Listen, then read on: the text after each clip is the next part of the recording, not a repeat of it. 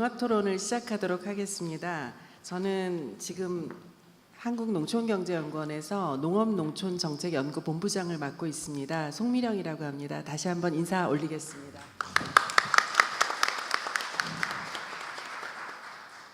먼저 간략히 오늘 그 종합토론에 참여해 주시는 토론자 선생님들을 소개를 해 올리도록 하겠습니다. 여기 지금 책자에는 가나다 순으로 나와 있기 때문에 그에 준해서 제가 먼저 소개를 올리도록 하겠습니다. 당초 우리 농식품부에서 일자리 정책을 지금 총괄하고 있는 국이 창조농식품정책국입니다. 그래서 우리 국장께서 참석을 하기로 하셨으나 보다 실무적으로 식견을 많이 가지고 계시는 과장님께서 오시는 게 더 도움이 되겠다 해서 오늘 우리 박순현 과장님께서 농식품을 대표해서 오셨습니다. 박수 부탁드립니다. 그리고 우리 한국직업능력개발원이라고 우리 또 경사연 소속의 정부 출연 연구기관이 있고요. 거기에서 마이스터고 지원센터장을 맡고 계십니다. 김종우 센터장님 모셨습니다. 그리고 저희 본부에 이제 우리 박사님들이 발표한 자료에 두 군데에서나 이 우수 사례로 나온 사례가 있었죠. 아마 다들 기억을 하실 겁니다. 구례의 자연드림파크라는 것이 상당히 우리한테 가능성을 보여주는 그 사례라고 나왔는데요. 오늘 구례 자연드림파크의 센터장을 맡고 계시면서 또 구례 아이콥 협동조합의 이사장을 맡고 계시는 민경진 선생님께서 오셨습니다. 그리고 다음에 소개시켜 드릴 분은 나중에 토론 과정에서 말씀을 하시겠지만 경북도 내에서 농업 분야의 계절적인 일손 부족 문제를 도시민들한테는 일자리를 제공하면서 농촌의 일손 부족 문제를 해결하기 위해서 순환적인 일자리 창출 노력을 실제적으로 하고 계시는 사업단을 이끌고 계신 교수님이십니다. 경북대학교 경제학과의 박상우 교수님 모셨습니다. 다음엔 우리 동아일보에 청년드림 센터라고 청년 일자리를 지원하는 일을 사장님께서 상당히 역점을 두고 추진하고 계신데 지금 참석을 하셨다가 잠시 사장님 부름을 받고 지금 뛰어나갔거든요. 그래서 행사가 끝나기 전까지는 돌아온다고 했습니다. 그래서 박용 기자가 잠시 후에 경제부 차장으로 있는데요. 돌아올 예정이고요. 그다음에 우리 항상 이런 토론에 특히 농업농촌 문제에 토론하면 저는 이분을 따라올 분이 없다고 생각을 합니다. 우리 서울시 지금은 지역상생교류사업단장으로 계시는 유정규 박사님을 소개해 올리겠습니다. 그리고 뭔가 종합적으로 우리 또 여러 가지 식견을 말씀을 해 주실 겁니다. 토론 요지도 직접 작성을 해 주시고 했는데 서울대학교의 임정빈 교수님 오셨습니다. 네, 그래서 이 종합토론의 지정토론자뿐만 아니라 또 자리에 앉아 계신 선생님들도 말씀하실 기회를 충분히 갖도록 그렇게 할 예정입니다. 그래서 우리 토론자들께서는 토론 요지를 제출하신 분도 계시고 안 해준 분도 계시지만 처음 출발은 5, 6분 정도 먼저 말씀을 하신다라고 생각하시고 말씀을 하신 후에 그리고 다시 한번 말씀하실 기회를 드리는 것으로 하겠고요. 제가 임의로 토론 순서는 현장으로부터 이렇게 조금 시작을 하려고 합니다. 그래서 제일 처음에 우리 사례에 여러 번 등장하신 우리 구례 자연드림파크의 민경진 이사장님이 먼저 출발을 하시고요. 그리고 두 번째로 실제로 이런 교육을 하는 현장에서 연구를 하신 경험 이런 것들을 김종우 센터장님이 두 번째로 말씀을 하시도록 그렇게 하겠습니다. 먼저 민경진 이사장님 부탁드리겠습니다. 예, 안녕하세요. 구례 자연드림파크에서 이사장님, 센터장 이렇게 이야기를 들었는데요. 좀 많이 창피스럽습니다. 그렇지만 저는 일명 잡부라고 많이 이야기합니다. 그래서 2011년부터 용방농공단지라는 단지 조성이 끝나고 나서의 구례군과의 분양의 문제부터 해서 공장이 하나하나 세워지는 과정에 있어서 인허가 중로 그리고 서비스 문화 파트 내 속에서의 식당, 영화관들을 계속 만들고 있고 지금도 이제 또 구례 자연드림파크가 뭐 예부적으로 많은 사람들이 오기 때문에 그에 대한 대응과 그리고 서비스를 어떻게 하고 공단을 어떻게 또 뭐 청소 파트까지 전반적인 업무를 받고 있다 보니까 잡부라고 많이 이야기를 하고 있습니다. 오늘 이런 자리에 서게 돼서 매우 제 개인적으로는 영광으로 생각합니다. 그러니까 저는 오늘 이 모범 사례로서 불의 자연드림 파크가 서게 되는 것에 대해서는 정말 이렇게 좋은 사례이기도 하고 만들어보고 꿈이기도 했지만 이런 자리에 나올 때 발표할 때마다 많이 좀 창피하다고 그럴까요? 좀 우리가 좀 만들어내는 과정에서 이게 왜 우리만 할 수 있을까? 다른 데는 어떨 것인가라는 고민에 속에 보면 너무 부각되는 것도 상당히 심적으로는 많이 불안하기도 합니다만은 이 구례 자연드림 파크가 하는 과정에서 어떤 것들을 좀 추구했는지 그리고 과정들을 좀 잠깐 말씀드리겠습니다. 자료집에서 뭐 국정 실천 과제라고 해서 이게 뭐 잠깐 냈지만 구례 자연드림 파크는 4만 5천 평의 전형적인 농공단지입니다. 이 농공단지에 특히 강주 전남과 수도권 중심의 농공단지의 분양률을 보면 실질적으로 강주 전남에는 투자할 수 있는 여건들이 많이 어렵습니다. 특히 시장이 넓은 것도 아니고 인재가 많은 것도 아니고 그리고 이제 SOC 사회적 간접 자본이 많은 것도 또 아닙니다만은 이 농업농촌에 투자를 하려고 했던 것은 I급 생협이라는 소비자 생활협동조합의 조합원이 있었기 때문에 그건 가능하다고 말씀을 드리고요. 그래서 구례 용방 농공단지도 실질적으로 완공이 됐음에도 불구하고 거의 한 8개월 9개월 동안 분양이 거의 안 되고 있었습니다. 어떤 데서는 농공단지를 뭐 해보겠다라고 하고 했으나 실질적으로는 기업이 투자 유치하면서 현실적으로 약간의 이제 정부 보조금 그런 부분에서 또 창업 자금에 대해서 그런 민감한 부분에서만 실질적으로 입지를 했지. 그리고 강주 전남에 이렇게 많은 농공단지들이 보이면 전남 쪽에 보면 이제 분양률도 이렇게 높지 않는 과정이 있었는데요. 저희가 그 I급 생협이 전국 물류를 하면서 순천에 있는 물류센터가 확장 이전하는 과정에서 이 농공단지를 보게 됐습니다. 그래서 이 농공단지가 I급 생협이라는 고가에 전체적으로 됐던 것은 전남 구례라는 투자를 받기 어려운 가정과 또 지리산과 섬진강이라는 또 자연 환경이 좋은 곳에서의 친환경 소비자 안전한 먹거리를 추구하는 생협과의 이런 사업들을 같이 하면 구례 지역이 좀 발전하겠다라는 그 공무원 그 지역에 있었던 분들의 생각과 또 I급 생협도 좋은 환경 내 속에서의 좋은 먹거리를 거기서 만들어내고 함께하는 것들이 좀 좋겠다라는 그런 마음들이 좀 맞아서 한 6개월 동안에 전반적으로 그 사업들을 좀 시작했고 2011년 12월부터 첫 사업을 뜨게 됐습니다. 구례 자연드림 파크를 처음 만들었을 때 저희들이 가졌던 원칙들은 있습니다. 좋은 먹거리, 안전한 먹거리를 생산하기 때문에 주변의 지역의 환경과 좀 어울리는 공간을 만들어 보자. 그래서 대학 캠퍼스처럼 지어보자라고 있었습니다. 좋은 먹거리를 만드는 것도 중요했지만 또 거기서 일하는 사람들이 좀 행복했으면 좋겠다. 그런 부분으로 그래서 이제 대학 캠퍼스처럼 좋겠다고 생각을 했습니다. 단순하게 생각하면 저희들도 이제 김치 공장과 공방이 있습니다만은 김치 공방에 다니는 다른 지역에 일하는 사람들과 저는 똑같다고 생각하거든요. 배추 포기를 썰고 배추 껍데기를 벗기고 또 물을 묻히고 장화를 신고 위생복을 입고 있는 상태는 다 똑같지만 이 출근하는 것과 퇴근하는 시간에 내가 단순히 이제 돈 벌려오는 것도 있지만 좋은 회사에 좋은 이미지의 회사에 들어왔으면 좋겠다라는 그런 개념으로 좀 생각을 했고 그리고 좋은 먹거리를 맡고 안전한 먹거리를 만들기 때문에 거기를 생산하는 공간이 좀 깨끗해야 되겠다 그런 것을 신념으로 시작했었습니다. 그래서 그거 식품을 생산하는 소비하는 소비자도 좋은 환경에서 만들어내는 게 행복하고 또 거기서 일하는 사람도 행복해야 전반적으로 좋은 먹거리를 만들 수 있다라는 개념으로 시작했고요.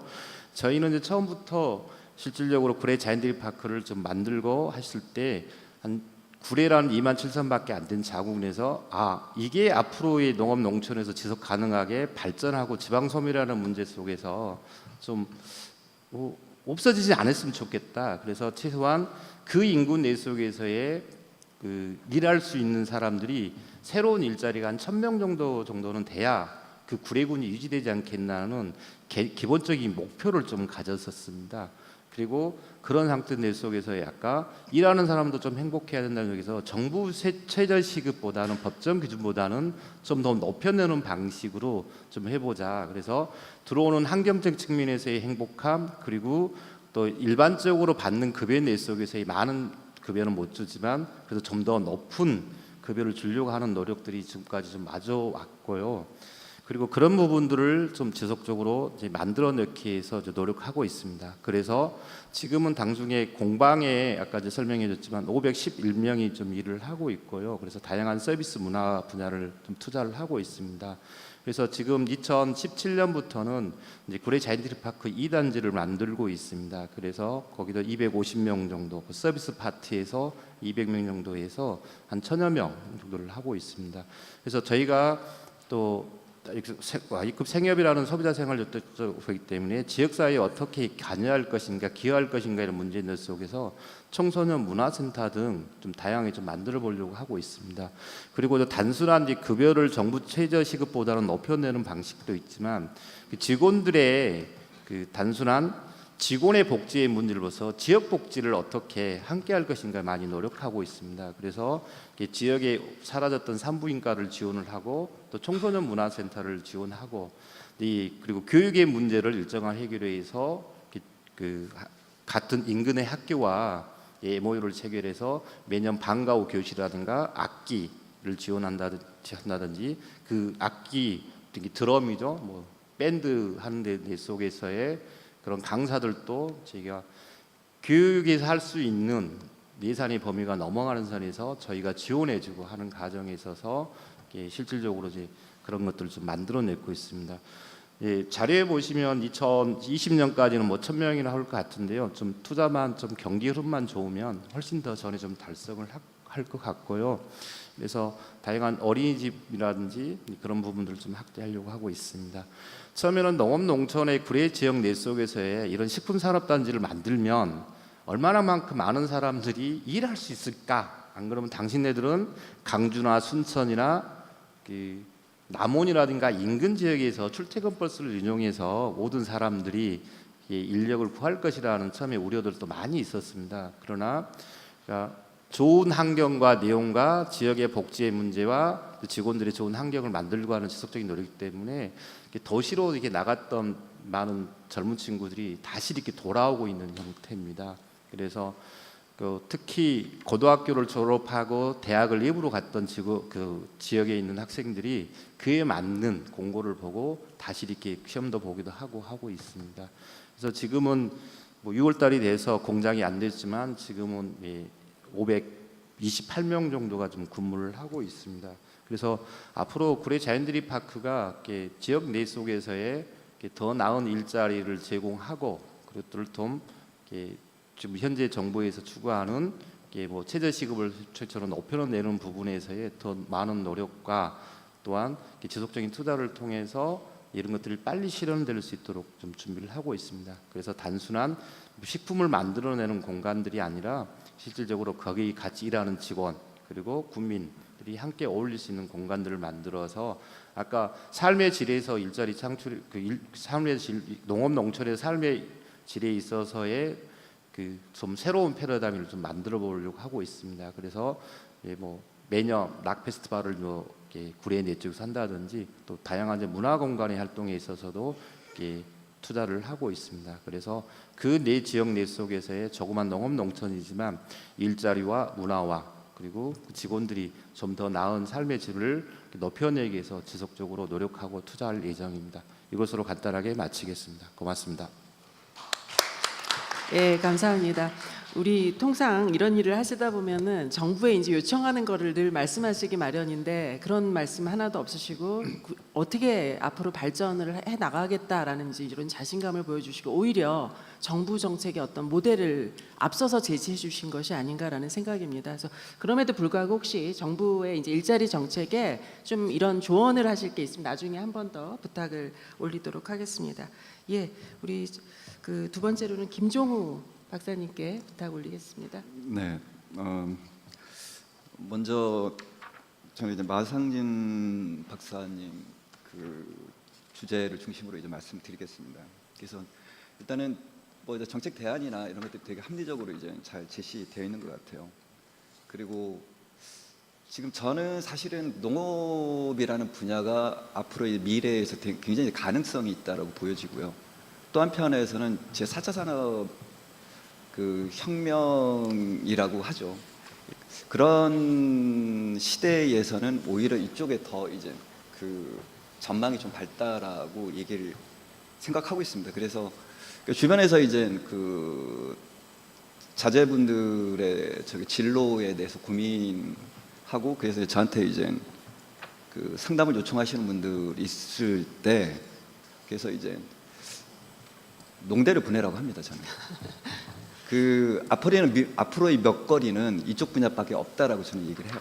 실제가 그런 것 같고요. 그래서 그 앞으로의 그 청년들의 앞으로의 그 일자리 정책에서의 돌파구는 이쪽이라고 보여지는데 지금 이제 오늘 이게 새 주제를 이렇게 들어보면서 조금 이제 그 정책의 투입을 어디다 해야 될 건가? 그러니까 이제 기존에 가지고 있는 환경 중심으로 갈 건지에 대해서는 조금 이제 다른 시각에서 좀 고민을 해봐야 되지 않는가 뭐 이런 생각을 좀 얼핏 해봤습니다. 그래서 그 뭐 연구자도 이제 그 농업 분류가 지금 이제 제대로 이제 그 분류가 돼 있지 않다 보니까 그래서 이제 그 경제 유발 효과, 생산, 일자리 이런 거에 보면 이게 이제 농업 정책에 투입되는 영역이 아닌 분야도 되게 많아요. 그러니까 이제 외식이라든가 이런 것들을 이걸 농산업으로 분류를 해야 되는가, 또는 이제 식품 가공이라고 했을 때 이걸 어떻게 봐야 되는가. 그러니까 되게 이게 좀 애매한 부분들도 있다 보니까 그래서 이제 실제 농업 정책을 투입할 수 있는 영역으로 좀 이제 구체화해서 그 접근하는 것이 좀 바람직하지 않는가. 그래야 이제 좀 구체적인 좀 일자리 정책이나 그 인력 양성 정책이 좀 개발이 좀 용이하지 않을까 이런 생각을 해봅니다. 그 아까 이제 연구자도 그 한국 바이오마이스 고등학교를 이제 사례를 들었는데 이게 이제 바이오 산업에 그 이제 기능성 식품, 그 다음에 이제 제약, 화장품 이런 쪽으로 학생들을 보내요. 근데 딱 그렇게 해서 전환해놨을 때 이걸 농고로 봐야 되는지 아니면 이제 공고로 봐야 되는지 그러니까 내부적으로 좀 논란이 많았었습니다. 그러니까 이제 이런 것들도 현장에서는 조금 이제 물론 이제 분류 체계를 좀 이제 달리 가져가야 되겠지만 어쨌든 간에 그런 논란의 소지는 여전히 남아 있다는 겁니다. 그다음에 그 조금 다각화가 좀 필요한 것 같아요. 그러니까 이제 연구자도 이제 우수한 인력을 양성하기 위해서는 산학협력하고 그다음에 이제 취업 지원에 관련된 것이 중점적으로 얘기를 했는데 저도 이제 전적으로 동의합니다. 근데 이제 이게 이제 산학협력이나 이제 취업 지원이라는 영역이 그러니까 이제 2차, 3차 산업에서는 기존의 이제 그 시스템을 적용할 수 있겠지만 자영농을 육성한다는 측면에서 보면은 이게 좀 이제 접근 방식이 굉장히 많이 달라져야 돼요. 그래서 저희들도 이제 마이스 고등학교가 자영농을 육성하는 학교가 이제 2개가 있는데 그게 이제 전통적인 측면에서 산학협력이라는 측면에서 접근을 하면 이게 또 이제 안 맞아 돌아가는 측면들이 있더라고요. 그래서 그 이 부분은 조금 이제 전략들을 그 조금 산업이 그 특성에 따라 가지고 좀 달리 해야 되지 않을까 이런 생각도 해보고요. 제가 이제 직업교육 쪽에 일을 하면서 제가 이제 제일 답답한 게 뭐냐면 기업들의 태도입니다. 한국 경총이나 이런 데서 이게 주로 이제 발표하는 것들 보면 그러니까 이제 대학 교육이나 특성화 고등학교 전문대학이나 이런 쪽에서 이제 교육이 노동시장에서 요구하는 수준으로 인력을 양성하지 않았기 때문에 매년 뭐 8조 원이 들어간다 뭐 이런 그 보고서를 많이 내요. 근데 이게 좀 이제 그 관점이 차이인 것 같아요. 그러니까 우리나라 이제 기업들은 그걸 비용이라고 보고 있고요. 일본 기업들은 투자라고 보고 있습니다. 그러니까 그러면서 이제 분명히 산학협력이라고 했을 때 인력 양성이라는 측면에서 보면 기업들이 분명히 해줘야 될 역할이 있는데 그 역할은 안 해주면서 학교 교육 체제에 대한 그 문제점만을 좀 제기를 많이 하고 있거든요. 그래서 이제 그 마이스터를 출발을 하면서 저희들도 이제 굉장히 고민했던 게 뭐냐면, 이제 이게 마이스터 고등학교가 이제 공식 명칭은 산업수요 맞춤형 고등학교입니다. 그러면 실무에 좀 노동시장에 투입될 때 이제 실무 교육 중심으로 가긴 가야 되는데, 그러면 이제 뭐 이번 정부에서도 했던, 지난 정부에서도 했던 도제교육식으로 가야 되는 게 맞는가? 근데 이제 저희들은 기업들의 인식이라는 측면에서 보면 불가능하다고 봤고요. 그래서 학교 교육 중심으로 가되 기업에서의 보조적인 그 지원을 받는 형태로 설계를 했고요. 그게 이제 마이스터가 사실 성공할 수 있었던 그 가장 중요한 요인 중에 하나라고 보여지거든요. 그러니까 보낼 기업이 없습니다. 받아줄 기업도 없고요. 그래서 이제 이런 형태에서는 조금 이제 그 보완적인 그 교육 시스템이 좀 필요하지 않을까. 그러니까 단적으로 얘기해서 지금 학교 교육에서는 어차피 노동시장에서 요구하는 수준의 실무 인력을 양성하는 건 거의 불가능합니다. 뭐 전 세계적으로도 그런 예도 없고요. 그래서 이제 제안을 하는 것들이 뭐냐면, 학교 교육과 노동시장의 그 간극을 메울 수 있는 그 교육센터들을 조금 그 설립해서 운영하는 것이 현실적인 방법이라고 보여지고요. 그걸 이제 대학에 놓을 건지 아니면 밖에 놓을 건지, 그러니까 이제 그 소위 말하는 게 뭐 그 농공단지가 있다면 그런 게 그 집적된 영역에 놓을 건지, 그런 것들은 좀 더 고민해봐야 될 것 같고요. 그 제가 만약에 이제 은퇴하고 난 다음에 뭐 저도 이제 제 꿈이긴 한데요. 그래서 이제 그 농사를 이제 귀농을 할 생각을 가지고 있는데, 그러면 내가 어디에서 도움을 받지? 내가 뭘 해야지? 이런 거에 대한 정보가 되게 많이 지금 이제 분산되어 있어요. 그러니까 이제 농업 정책, 지역별 지원 정책, 그 다음에 교육, 그 다음에 이제 국가에서 운영하는 기반 시설, 인프라, 이런 것들에 대한 것이 종합적으로 정리돼서 그 정보를 제공해 줄 수 있는 게 없어요. 그러니까 제가 이제 농업 분야뿐만이 아니라 그 다른 이제 뭐 제조업 분야나 서비스 분야 같은 경우도 보면 노동시장의 그 정보가 수요자한테 유통이 안 되고 있어요. 그러니까 이제 뭐냐면 경력 단절된 여성들이나 아니면 대학생들이 보면 선배들의 경험치나 아니면 자격증에, 노동시장에서 별로 통용도 안 되는 자격증 중심으로 그 자기 역량 개발을 하고 있거든요. 그러니까 적어도 내가 어떤 직무에 가서 일할 수 있고, 그 다음에 내가 어떤 도움을 받을 수 있고, 전망은 어떻고, 내가 이쪽에 들어가면 연봉 수준은 어느 정도인지, 그러니까 이런 것들에 대한 정보 유통이 되게 안 되고 있고요. 그래서 그런 측면에서 보면 종합 포털 사이트가 좀 구축이 돼서 운영이 될 필요가 있다고 보여지고요. 사실은 이런 것들이 좀 제대로만 된다면 그 농업에 대한 관심 있는 사람들을 농업이나 농촌으로 유입할 수 있는 되게 그 유인 효과가 상당히 높다고 보여지거든요. 그래서 이제 이런 측면에서 이거 자꾸 비용이라고 생각하는데 이거 굉장히 중요한 겁니다. 그래서 그 다음에 또 하나는 조금 이제 농업 정책을 수립하는데, 로봇 그 산업 같은 경우도 이제 굉장히 국가 전략 산업인데, 그쪽에서는 이제 산업 분류나 직업 분류상에 그게 이제 제대로 지금 반영이 안 돼 있는 상태입니다. 그래서 이제 그 산자부 같은 경우는 그래도 특수 분류 체계를 가져가고 있어요. 그래서 이제 특수 분류를 가져가서 그걸 중심으로 해서 이제 정책을 개발하고 투입을 하고 있거든요. 그래서 농업 분야도 좀 이제 특수 분류 체계를 좀 가져가야 되지 않을까. 그 다음에 어디다 투자를 해야 될까? 지금은 이제 뭐 지자체의 역할, 그다음에 이제 뭐 이제 요즘 자꾸 이제 거버넌스가 이제 중요하게 그 부각되긴 하지만 제 개인적인 생각에서는 어차피 그런 것들을 자본을 투입하고 뭘 하는 데 있어서 가장 큰 걸림돌이 되는 건 뭐냐면 어차피 이제 인구 절벽이에요.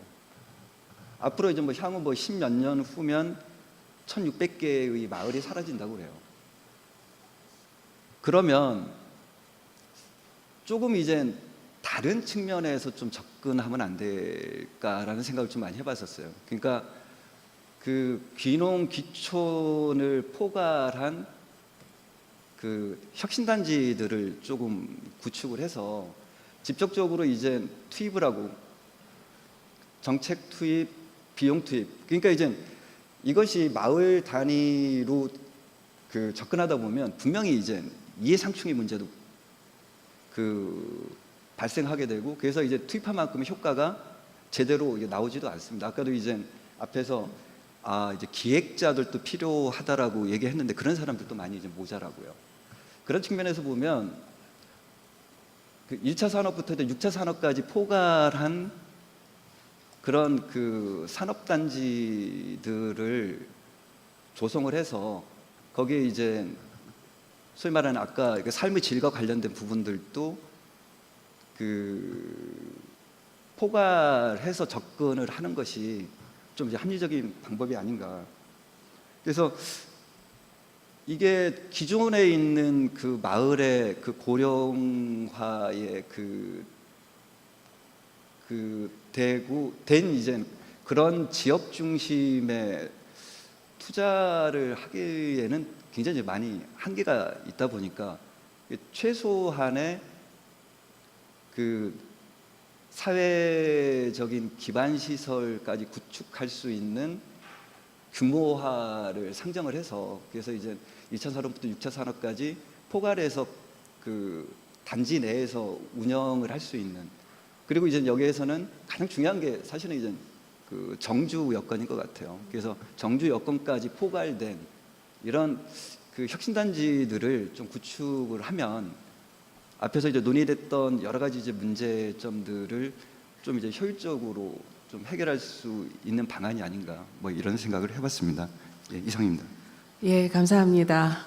그 마지막 말씀하신 혁신단지의 모델이 또 우리 구례 자연드림파크가 아닌가라는 생각을 하고요. 또 우리 박사님께서 처음 출발하실 때 농업이 상당히 그 가능성 내지는 전망이 밝은 분야라는 말씀을 하시고 본인도 또 귀농 의사를 또 가지고 계시다라는 말씀을 하셨는데 그 농업이 미래성장 산업이다라는 논의를 저희가 하면서 그 세계적인 뭐 투자의 귀재라고 알려진 지미 로저스가 그런 말을 했었죠. 그러니까 앞으로 자기는 자식들 또는 투자자들한테 어디에 투자할 것인가 물으면 과감하게 농업이라고 말을 하겠다라는 이야기를 한 적이 있었는데 박사님도 똑같은 논지에 말씀을 해주신 것 같고 그러나 우리 농업정책 분야에서 어떤 부분에 투자를 해야 되고 어느 방향으로 가야 하는지 그리고 또 노동시장과 연계를 하기 위해서 또 종합적인 정보 이런 것들을 어떻게 제공해야 하는지 이런 거에 대해서는 우리 농식품부의 박순영 과장님께 좋은 팁을 제공해 주신 것이 아닌가라는 생각이 듭니다. 그래서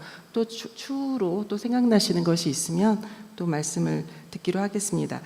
그 세 번째, 네 번째 토론은 그 세 번째는 우선 우리 제가 아까 말씀드린 것처럼 경북대학교의 박상호 교수님께서 실제 그 농촌의 일손 부족과 또 도시의 일자리 창출 이 문제를 연결시키려고 현장에서 실험하셨던 내용들 이거를 좀 그 먼저 말씀을 해주시기 바라고요. 그리고 또 우리 지금 서울시의 지역 상생교류 사업단에 계시는 유정규 박사님께서 유정규 단장님께서 그 다음 토론을 받아주시기로 하겠습니다. 박상호 교수님 부탁드립니다. 예, 감사합니다. 경북대학에 근무하는 박상우라고 합니다. 먼저 앞에 세 분 박사님 발표 잘 들었고 또 공부가 상당히 많이 됐습니다. 며칠 전에 송미령 본부장님으로부터 토론에 이제 그 전화를 받고 잠시 몇 초간 망설였습니다. 그 전화하신 의도가 뭘까? 저번에 제가 그 서울에서 이 사례를 가지고 한번 발표를 농촌경제연구원 행사에서 제가 한번 발표를 한 적이 있습니다. 그리고 또 고용노동부에서 하는 발표에서도 한번 발표한 적이 있는데 아마 그게 실험적으로 했던 내용이 잘 돌아가고 있는가, 아니면은 이제는 사업이 끝이 나가지고 사업을 문을 접었는가, 문을 닫았는가, 이거를 확인을 한번 해보시려고 전화를 하신 건가, 이런 생각이 들었습니다만은 굉장히 이 내용은 상당히 좀 폭발적으로 지금 진행이 되고 있습니다. 조금 차츰 말씀을 한번 드리기로 하고요. 먼저 일자리 관련해서 잠깐 말씀을 드리면은, 이제는 정부의 어떤 특정 부서 또는 특정한 어떤 지역의 문제가 아니고, 지금 일자리는 통섭적으로 우리가 봐야 될 시점에 지금 와 있다라고 하는 것을 저는 먼저 말씀을 좀 드리고 싶습니다. 그래서 일자리가 이 부분은 고용노동부 사업이고, 이건 산자부 사업이고, 이거는 뭐 농식품부 사업이고, 이러한 개념으로 접근할 것이 아니고, 일자리 그 자체, 다시 말하면은 삶의 질을 향상시킬 수 있는, 일자리라고 하는 것이 궁극적으로는 삶의 질과 연결되어 있는 가장 중요한 부분이다라고 하는 것을 먼저 인식을 하는 것이 필요하다는 생각을 합니다. 유인물에 한번 보시면 67쪽부터 해서 제가 지금 하고 있는 사업에 대해서 한번 쭉 한번 나열해 놨는데요. 내용은 간단합니다. 도시의 유휴 인력을 농촌의 계절성 농업 인력 부족을 해소하고, 그리고 또 도시 부분에 있어서 일자리가 없는 분들에게 계절적이긴 하지만은 농촌의 일자리를 제공해 줌으로 해가지고 삶의 질을 높이는, 아주 간단합니다. 그런데 실제로 이 사업을 제가 진행한 지가 올해로 꼭 7년 됩니다. 7년째인데 해보니까 할수록 어렵습니다. 보니까 어렵다는 게 왜 그러냐면은 일자리 참여자들이 굉장히 좀 다양하고, 그리고 또 농촌에서 요구되는 여러 가지 기술적인 측면들도 다양하기 때문에 그 간격을 어떻게 메우느냐 하는 그런 측면에서 상당히 어렵다는 말씀을 한번 드리고, 먼저 유인물을 잠깐 한번 보시면은 71쪽에 한번 보시면은 이 사업을 왜 시작하게 되느냐 하는 부분을 잠깐 말씀을 드려야 될 것 같습니다.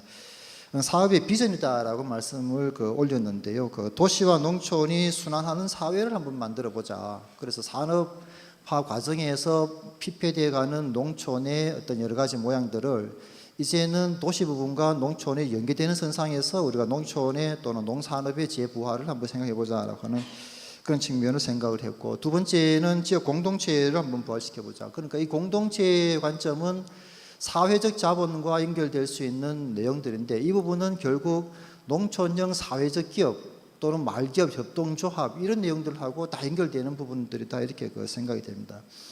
그 다음 세 번째는 지역 고용 거버넌스를 한번 구축해 보자라고 하는 부분인데, 제가 고용노동부하고 이렇게 일을 같이 좀 많이 하다 보니까 이런 가버넌스라고 하는 이런 단어들이 상당히 입에 익어 있습니다만은, 어쨌든 농촌 부분에 있어 가지고도 일자리를 만들어내는 부분에 있어서는 가버넌스라고 하는 측면이 상당히 중요하다는 이런 생각을 하고 있습니다. 먼저 처음에 제가 김천에서 이 사업을 2011년도에 이제 3년간 하고, 그 다음에 잘 진행되는 걸 보고 김천시에 이 사업 자체를 넘겼습니다.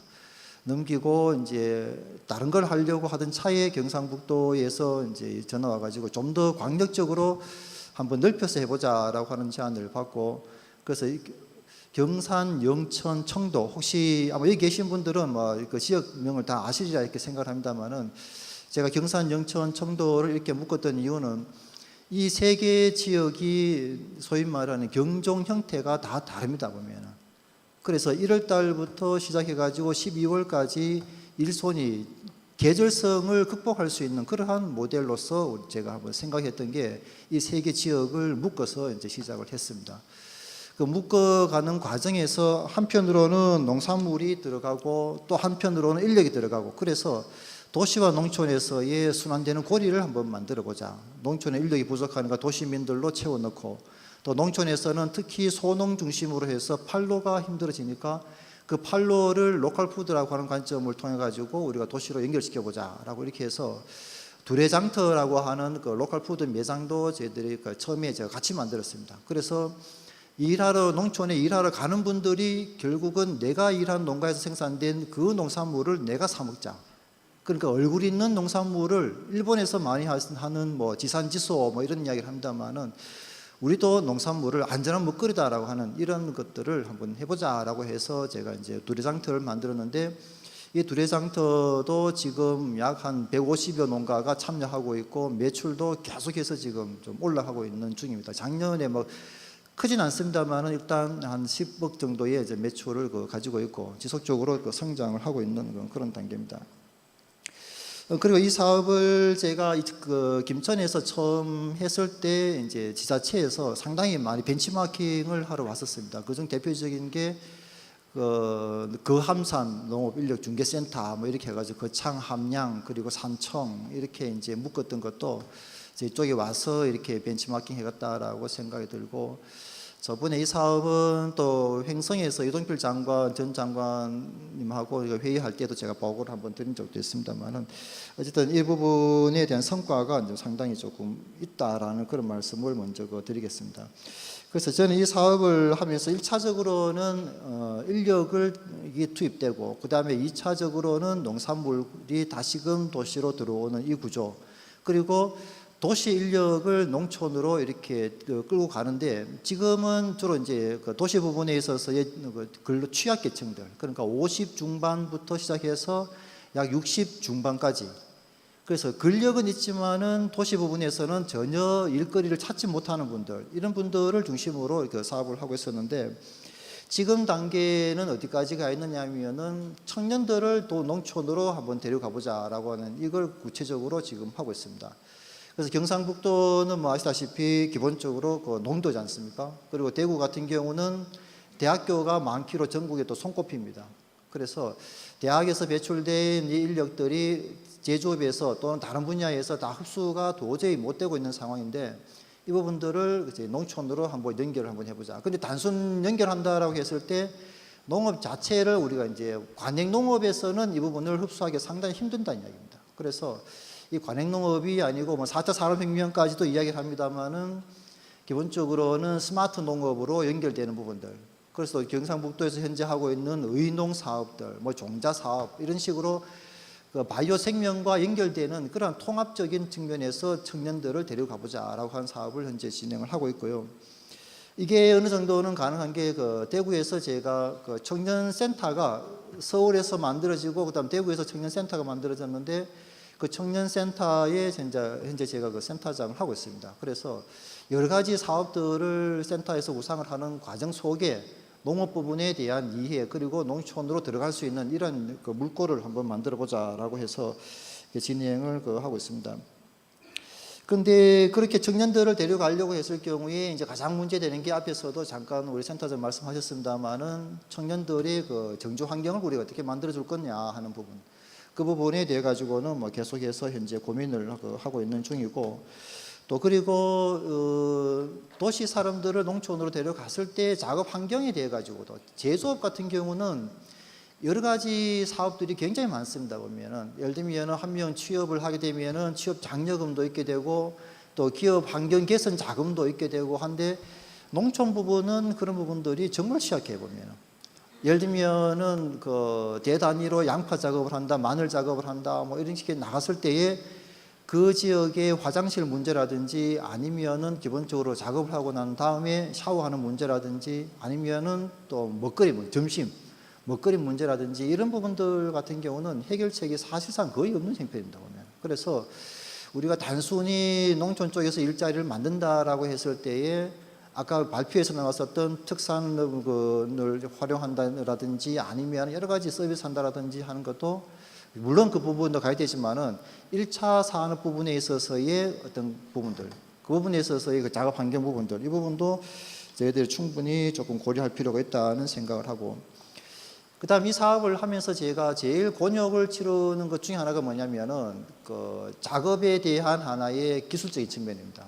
그래서 도시 부분 사람들을 농촌으로 데려가서 하다 보니까 이제 구체적으로 농 작업에 대한 기술이 상당히 부족한 현실입니다. 그래서 제 센터에서는 제가 이름을 이제 도농순환 생명 공동체다라고 하는 이게 이미 단체를 만들어 가지고 현재 지금 7년째 지금 하고 있습니다만은, 이 센터에서는 현장 교육을 굉장히 강조를 이제 하고 있습니다. 농가 중심, 그리고 농업기술센터, 그리고 또 효령의 경상북도 효령면에 지금 농업기계연구원이 지금 만들어져 있습니다. 그래서 그 연구원하고 저희하고 또 MOU를 해가지고 근력이 되는 남성분들 중심으로 해서 농기계를 다룰 수 있는 그러한 교육들, 그렇게 해서 소양 교육, 농작업 현장 교육 이런 부분들을 현재 진행을 하고 있습니다.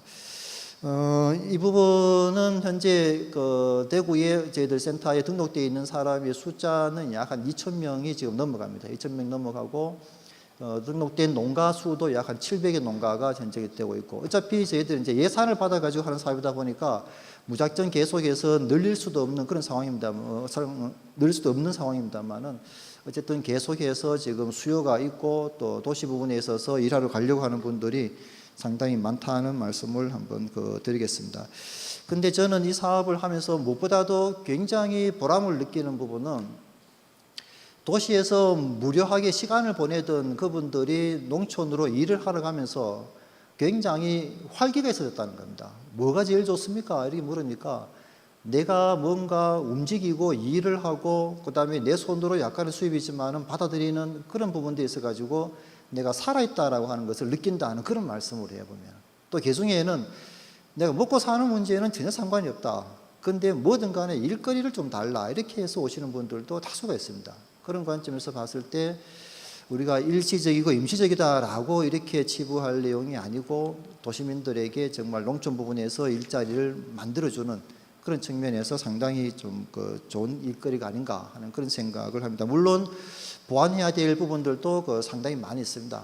어쨌든 경상북도에서는 이 농산업을 지원하기 위한 인력 지원 조례도 얼마 전에 제가 제안을 해가지고 조례도 만들어져 있는 상태고, 또 국회에도 이와 관련되는 법률이 지금 2개가 상정되어 있는 걸로 그렇게 알고 있습니다. 그래서 이 부분들 법률이 통과됨으로 해가지고 이 작업하는 과정에서 제일 문제가 되는 재해가 발생했을 경우에 현재 일을 하다가 발생하는 재해에 대해 가지고는 농작업 재해보험을 들고 있습니다만은 그 재해보험 가지고는 커버할 수 있는 게 약 150만 원 정도밖에 안 됩니다. 그래서 이 부분을 향후에 바우처 제도로 연결한다라든지 해가지고 농산업에서도 기본적인 산재를 받을 수 있는 그러한 단계로까지 올라가면은 이 사업이 훨씬 더 좀 안정적으로 이렇게 진행될 수 있지 않겠는가 하는 그런 생각을 한번 해봅니다. 추가적인 말씀은 또 좀 진행하면서 좀 드리도록 하겠습니다. 네, 감사합니다, 교수님. 특히 보험 이야기는 또 특히 의미가 있는 이야기인 것 같아요. 예, 우리 유정규 박사님 부탁드립니다. 예, 반갑습니다. 저는 지금 서울시 지역상생교류사업단, 이름 좀 길죠? 예, 근무하고 있는 유정규라고 합니다. 세 분의 발제를 잘 들었고요. 굉장히 의미가 있었다 이렇게 생각합니다. 첫째, 마상림 박사님께서는 이제 좀 더 거시적인 시각에서 이 농산업 전체와 일자리 관련을 다루었고, 또 정도채 박사님께서는 논의 차원을 좀 낮춰서 지역 특화 산업이라고 하는 측면에서 일자리 창출의 가능성을 또 살펴봤고, 세 번째 김정섭 박사님은 좀 더 논의 수준을 낮춰서 미시적인 차원에서 이 삶의 질과 관련해서 어떻게 새로운 일자리가 창출되는가 하는 이런 다양한 사례들을 제시해 주셨습니다. 많은 공부가 되었는데요. 다만 좀 아쉽다고 생각되는 것을 말씀드리자면은, 오늘 주제가 물론 이제 새로운 도전, 일자리 창출의 가능성과 새로운 도전이라고 해서 그런지는 모르겠습니다만, 농촌 일자리라고 하는 것은 새롭게 창출해야 되는 일자리도 있지만 기존의 일자리가 어떻게 제대로 작동이 되고 있는가, 이것도 좀 같이 봤어야 되는데 오늘은 주로 새로운 일자리 창출만 봤다라는 측면에 좀 아쉬움이 있었다. 다행히 박상우 교수님께서 기존의 농촌 현장의 일자리를 어떻게 도시와 연결할 건가 이런 설명을 잘 해주셨다고 봅니다. 제가 발제 내용을 중심으로 말씀드릴 건데요. 크게 5가지입니다. 5가지 내용의 키워드는 구체화와 연계라고 하는 얘기입니다. 어떻게 구체화할 거냐, 어떻게 연계할 거냐라고 하는 건데요. 첫째는 농촌 혹은 농산업의 일자리 창출 문제를 다룰 때는 제가 조금 전에 말씀드린 그 거시적인 시각하고 미시적인 시각이 종합적 혹은 통합적으로 접근해야 이게 현실적인 실천 가능성, 실현 가능성이 있을 것이다. 그런데 지금까지 많은 경우를 보면은 좀 거시적인 얘기만 하는 거예요. 예를 들자면은 오늘 발제도 나왔습니다만 농산업 부분이 새로운 고용 창출의 가능성이 높다. 또 취업 유발 개수가 높고 지역 특화 산업이 성장하는 지역에 고용도 꾸준히 증가하더라. 그래서 이제 농산업 육성이라든가 지역 특화 산업의 지속적인 육성 정책이 필요하다. 이런 얘기만 거시적으로 하는 거예요. 그런데 이 정책이 실제로 이런 것들이 효과를 가져오기 위해서는 그러한 거시기 정책이 실현될 수 있는 구체적인 뒷받침들이, 미시적인 접근들이 같이 가야 되는데 그런 점이 좀 아쉽다. 예를 들면은 제가 어느 지역이라고 얘기하면 그 욕먹을 것 같아서 그냥 제가 아는 어떤 지역의 경우를 예를 들겠습니다. 그 동네는 그 도립공원이 있는 지역인데요. 그 도립공원 밑에다가 그 로컬푸드 직매장과 식당을 개설하려고 했습니다. 타당성 검사를 하는데, 검토를 하는데 그 지역에 연중 방문하는 관광객이 한 80만 명 된다. 그러니까 그 중에 한 10%만 우리 식당을, 우리 로컬푸드 매장을 방문한다고 치고, 또 그 사람들이 보통 물건 사가는 거하고 밥 먹고 하는 걸 한 1인당 한 2만 원 정도 치면은 우리가 1년에 한 80만 명에 10% 8만 명이 오고 이 사람들이 2만 명 정도로 하면은 수입이 16억쯤 되겠다. 그러면 충분히 가능성이 있지 않느냐. 우리 해보자. 이게 이제 그 정책을 추진하는 출발이었습니다. 근데 여기 빠진 게 뭐였느냐? 10%가 온다는 근거가 뭐냐? 두 번째는 그럼 10%를 오도록 하기 위해서 필요한 게 뭐냐? 이게 돼야 되는데, 이게 이 식당이 제대로 돌아갈 건데 이게 없는 거예요. 예를 들자면 오는 사람을 상대로 야, 누구 식당 만들면 올 거냐? 로컬 매장 사용할 의사가 어떻게 되느냐? 또 당신이 오려면 필요한 것들이 어떤 것들이 있느냐? 이런 치밀한 검토가 돼야 되는데 그게 없었다. 결과는 잘 됐겠습니까? 안 됐겠습니까? 잘 안 됐습니다. 무슨 얘기냐면은 농산업 육성 정책이나 지금 추진되고 있는 지역 특화 산업 정책이 대부분이 이런 식이에요. 예를 들면은 아까 발표에 나온 것처럼 오스트리아의 그 경우는 학교를 졸업하고 지역의 산업에 들어가기 위해서 트레이닝 컴퍼니를 만들어서 운영한다. 의무적으로 하도록 한다. 프랑스는 대학을 졸업한 사람들이, 농대를 졸업하고 농고를 졸업한 사람이 농업 생산 현장에 들어가기 위해서 여러 가지 청년 직불이라든가 또는 지원하는 보조금 제도를 갖고 있다. 아까 그 사례에 나온 그 200헥타를 밀을 재배해서 20만 유로를 수입을 얻는 그 양반은 10억 유로가 20억 유로면은 20만 유로면 한 30억쯤 되는데요. 그 중에 절반인 16억이 보조금이에요. 근데 우리는 트레이닝 컴퍼니도 없어. 그럼 보조금도 없어. 그런 거 없는데도 존재하고 그 정책이 좋은 거다라고 얘기를 아무리 한들 무슨 소용이 있겠느냐. 그래서 결론은 농산업 육성 정책이나 지역 특화 산업이 현실적인 일자리 창출, 사업이 성공되기 위해서는 그런 좋은 점뿐만 아니라 그것이 실현될 수 있는 구체적인 얘기들까지 같이 좀 돼서 가야 될 거 아닌가, 이런 생각이 첫째 얘기입니다. 두 번째 얘기는 이제 지자체 차원에 내려가 보면 일자리 창출할 때는 가장 먼저 생각하는 일반적인 생각이 기업 유치예요. 기업을 유치하면 일자리가 많이 생길 것이다. 그래서 너도 나도 시장 군소가 되면 기업 유치 전략을 채택합니다. 경북 상조에 가면 주식회사 토리식품이라는 데가 있습니다.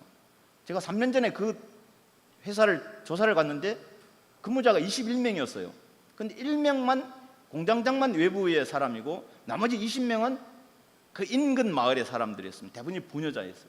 그리고 그 공장에서 그 가공하는 원료는 지역에 생산된 호박, 그다음에 옥수수, 그리고 우리밀이 없었는데 장목반을 만들어 가지고 우리밀을 생산해서 하는 거예요. 그러니까 일자리도 창출될 뿐만 아니라 어떻게 지역 활성화가 바로 매출하고 연결됩니다. 전라북도 순천에 가면은 우리나라에서 규모면에 제일 크다고 할 수 있는 장류 기업의 공장이 있습니다. 맞죠? 순창군에서 그 기업을 유치하기 위해서 엄청나게 애를 써서 유치를 해서 우리 이제는 그 기업이 들어왔으니까 우리에게 생산된 고추라든가 콩이라든가 뭐 보리라든가 이런 장류의 생산 원료가 되는 거 많이 팔 수 있겠구나. 또 큰 기업이 왔으니까 우리 일자리 많이 늘어나겠구나 라고 했는데 그 기업이 들어와서 순창 농산물 안 써요. 왜 안 쓰느냐? 순창 농산물 써가지고는 이윤이 안 남는다. 그래서 중국 농산물 쓰는 거예요. 일자리가 많이 창출됐느냐? 창출은 됐는데 기대에 미치지 못했다. 왜? 기업이, 이 공장이 최신 자동화 첨단화돼 가지고 그 동네 사람들이 일할 수 있는 그런 기회가 많이 없는 거예요. 그럼 우리가 일자리 창출과 관련해서는 어떻게 가야 될 거냐? 제가 이 얘기를 하는 이유는 대부분이 정부에 추진하는 것이 이런 식입니다. 큰 거. 그래서 지역 특화 산업에도 그 지역에서 수용하기 어려운 그런 접근을 하고 있는 거 아닌가. 그런 측면에서 그 로컬푸드 1번지라고 알려진 그 전라북도 순창 아니 완주에서 하는 100명이 근무하는 기업 10개보다는 10명이 근무하는 기업 100개를 지향하는 지역 특화 산업 육성 정책이 나와야 되겠다. 지역의 실정을 고려하고 지역의 여건에 맞는, 그리고 지역 주민이 수용할 수 있는 지역 특화 정책이 나와야 이게 지역 특화 정책도 성공하고 일자리도 창출될 거 아닌가. 세 번째는 일자리 창출 정책과 귀농귀촌, 지역 특화 산업 발전의 연계 추진이 필요하다는 겁니다. 정도채 박사님께서 말씀하시기를 지역 특화 산업이 활성화된 곳에서는 귀농귀촌인이 많다라는 지적이 있었고, 김정섭 박사님께서는 귀농귀촌인이 농촌 지역에 들어와서 새로운 일자리들을 많이 창출하더라. 그래서 지역 주민의 삶의 질도 높아지더라. 이런 지적을 했습니다. 이 두 가지를 같이 묶어보면 어떻게 될 건가? 지역 특화 산업으로 일자리가 많아지면 귀농귀촌인이 많아지고, 귀농귀촌인이 많아지면 지역 주민의 삶의 질을 높일 수 있는 일자리도 많아지더라. 이게 연결이 될 수 있겠죠. 이 얘기를 정책적인 시각에서 보면은 귀농귀촌 정책하고 지역 특화 산업 육성 정책이 함께 가야 된다라는 얘기입니다. 일자리가 창출되니까 외부에서 많은 사람도 들어오지만, 다른 한편으로는 외부에서 많은 사람이 들어와야 지역 특화 산업도 성공적으로 정착할 수 있습니다. 왜냐? 그 지역에서는 지역 특화 산업에 걸맞는, 아까 순창 얘기를 했던 것처럼 그런 젊고 유능한 인력들이 많지를 않아요. 고령화되어 있고 이렇기 때문에. 그래서 이게 지역 특화 산업을 육성해야 일자리가 창출되기도 하지만, 다른 한편으로는 그 많은 귀농귀촌인이 오기도 하지만, 다른 한편으로는 귀농귀촌인이 많이 들어와야 지역 특화 산업 성공한다. 그래서 이 두 가지를 연계해서 추진해야 된다. 정부에서는. 그 다음에 이제 네 번째입니다. 농촌 일자리 창출 문제를, 농촌 일자리 독립적으로 다룰 게 아니고 도시와의 연계 속에서 보자. 아까 박상원 교수님께도 얘기하셨던 것처럼 농촌에는 일자리 굉장히 부족하고 도시에는 아니지. 농촌에는 일손이 부족하고 도시에서는 일자리가 부족합니다. 마상진 박사님 발제에서 청년 실업률이 체감 실업률이 34.2%라고 하는 현대경제연구원의 발표 자료를 제시했지만, 청년 실업뿐만 아닙니다. 자발적 혹은 비자발적 퇴직으로 일자리를 희망하는 도시민들이 굉장히 많습니다. 반면에 농촌에는 일손 부족으로 영농의 애로를 겪고 있다라고 응답한 사람들이 농경련 자료에 따르면 87.4%가 있습니다. 따라서 이 자꾸 새로운 일자리를 창출하려고 하는 것도 중요하지만, 남아드는 농촌 일손과 모자라는 농촌 일손을 어떻게 연계할 거냐라고 하는 것도 대단히 중요하다. 근데 문제는 뭐냐? 지금 현재 자꾸 정부에서는 새로운 일자리 창출을 위해서 농산업을 어떻게 하자, 또 지역 특화 산업을 어떻게 하자는 얘기를 많이 하는데, 이런 부분에 대한 관심은 좀 적습니다. 지금 적다고 하면 우리 과장님한테 욕먹을 것 같은데요.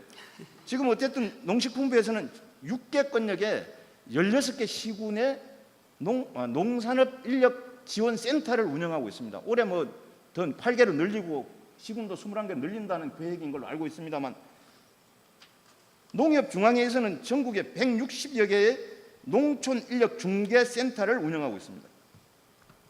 문제는 뭐냐? 이런 센터들이 현실적으로 얼마나 제대로 작동되고 있느냐 하는 겁니다.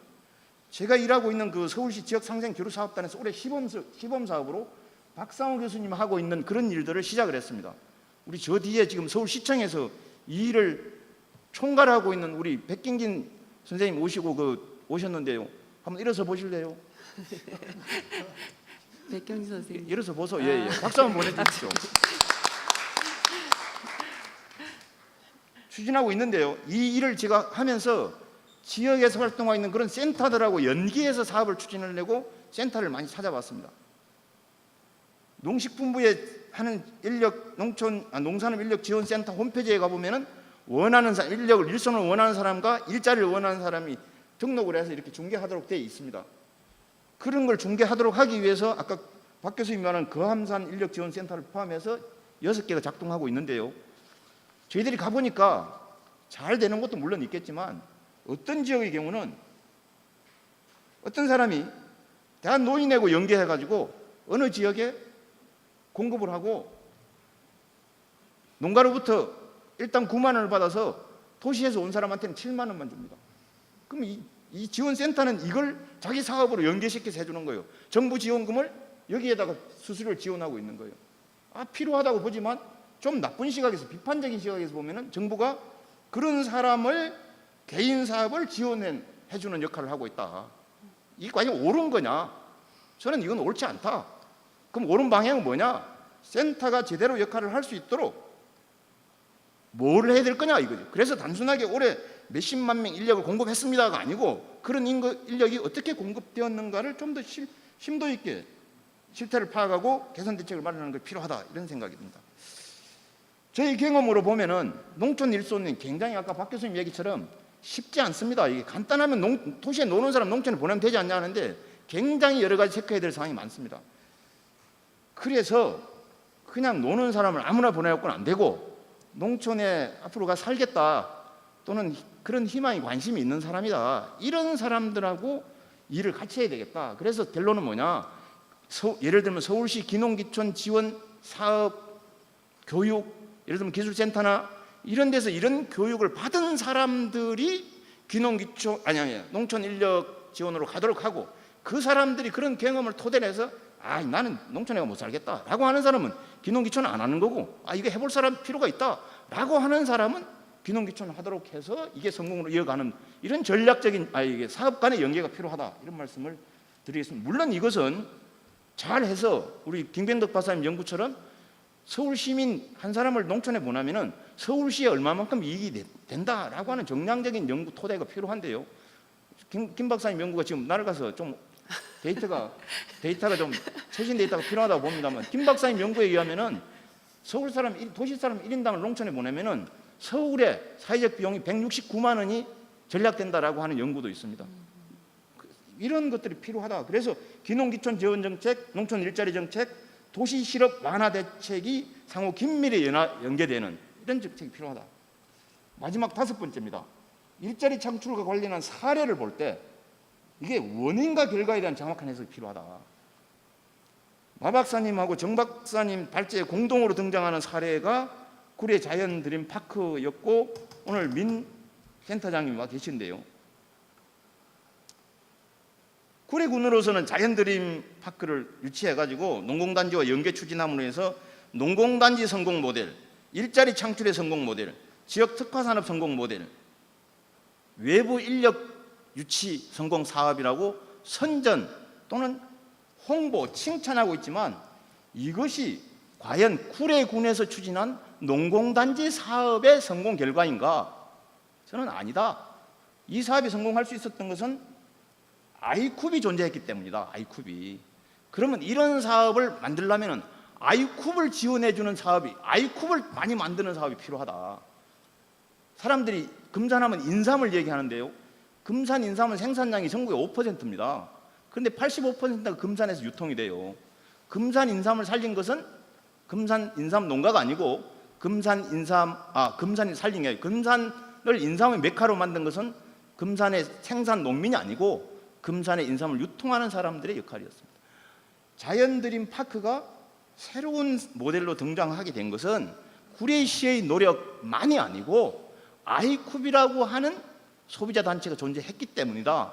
그렇다면 정부에서 구례 자연 드림 파크를 전국에 많이 만들 게 아니고 아이쿱을 많이 만들어 가지고 그놈이 제대로 역할을 할 수 있도록 하는 전략을 가야 이게 성공하지, 껍데기만 보고 자꾸 마치 완주의 로컬푸드 직매장 보고 전국에 직매장 짓는 방식으로 가서는 절대로 성공하기 어려울 거다. 그래서 결국은 뭔 얘기냐, 이게 일자리 창출 정책도 마찬가지지만 사업이 성공한 어쨌든 사례 분석은 다 마찬가지겠습니다만 본질이 뭔가를 해서 그걸 접근을 해야 되겠다라는 생각을 해봅니다. 물론 이 외에도 일자리 창출 관련해서는 민간 행정의 역할 분담을 어떻게 할 거냐, 일자리 창출과 관련한 중간 지원기관의 육성이나 지원 또는 도시와 농촌의 연계 강화, 농촌 지역개발 사업과 일자리 창출의 연계, 이런 다양한 노력들이 필요하겠습니다만, 어쨌든 아까 제가 말씀드린 것은 어떻게 하면 좀 더 구체화된 대책을 만들 것이냐와, 그 다음에 어떻게 하면 관련 사업의 유기전 연계를 통해서 시너지 효과를 높일 것이냐라고 하는 게 제 이야기입니다. 나중에는 제 발언을 하지 않도록 하겠습니다. 이게 이상입니다. 네. 역시 우리 유정규 단장님은 기대에 부응 항상 해주십니다. 이렇게 현장을 잘 알고 계시기 때문에 여러 쓴소리를 해주셨고 또 우리 은퇴한 우리 김경덕 박사님한테 후속 과제까지 지금 제안을 바로 해주셨습니다. 아마 응답이 있을 것이라 생각합니다.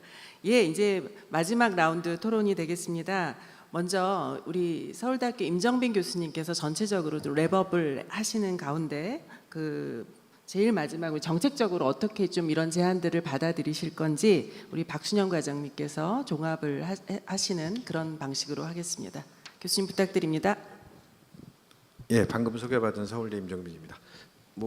방금 전에 토론하시는 우리 유정규 박사님이 워낙 잘 아시고 토론도 잘해 주셔서 좀 부담스럽긴 한데요. 하여튼 저는 토론 전략이 있고요. 하여튼 오늘 주제가 농업농촌의 일자리 창출 가능성과 새로운 도전이라는 아주 의미 있는 세미나에서 하여튼 세 분 박사님의 주제 발표 잘 들었고요. 사실 또 많이 배웠습니다. 그래서 저는 제가 볼 때 하여튼 오늘의 주제와 이게 아주 내용이나 오늘 발표된 내용이나 또 이런 것들을 보면은 우선 농업농촌의 일거리 창출 가능성은 있다. 그렇지만 새로운 도전이라는 이런 주제처럼 해야 할 일들이 많다. 이렇게 결론이 내릴 수 있을 것 같고요. 하여튼 일거리의 영역을 확장시키고 우리 농업농촌과 관련된 그다음에 고용의 질을 향상시키는 것이 가능성도 있고 또 그렇기 위해서는 우리가 해야 될 일이 정책적으로나 또 각 주체별로 해야 될 일이 많다는 것을 오늘 주제인 그냥 일반적인 청년 일자리와 농산업을 발표하신 우리 마상진 박사님이나 또 지역 특화 산업이라는 아주 굉장히 특정 사업이지만 농업농촌과 아주 밀접히 관계되는 일거리와 관련된 발표를 해준 정도체 박사님, 그다음에 농촌 주민, 이거는 좀 약간 삶의 질이나 공간을 좀 활용하고 또 복지와 관련된 일거리 연계 이런 측면에서 굉장히 의미 있었다고 봅니다.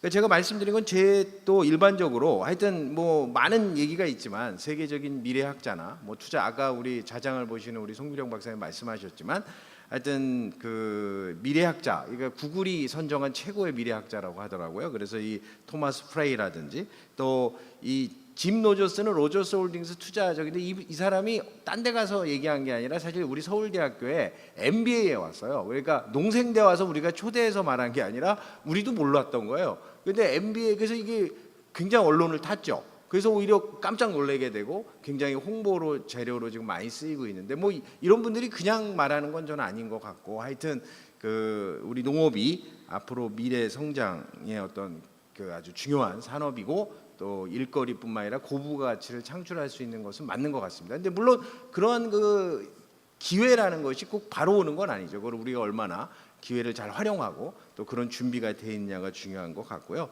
그리고 이제 주요국에서도 제가 여기 정리를 했지만 제가 이제 미국에 한 4년 전에 연구년을 갔습니다. 거기가 바로 데이비스인데요. 거기가 이제 샌프란시스코에서 가깝죠. 거기가 실리콘밸리와 제가 여기 쓴 살리나스 밸리, 요거는 이제 해안 사구가 발달한 지역입니다. 거기서 한 1시간 정도 실리콘에서 내려가면은 몬테레이라는 카운티가 있는데 거기에 있는 아주 여기가 제가 여기 썼죠. 샐러드 볼이라고 하면 뭐냐면 여기가 이제 미국에서 이 채소가 굉장히 잘 자라고 그래서 샐러드 그릇을 만드는 카운티다 이런 얘기입니다. 그래서 이런 데랑 지금 연계가 되고 있고요.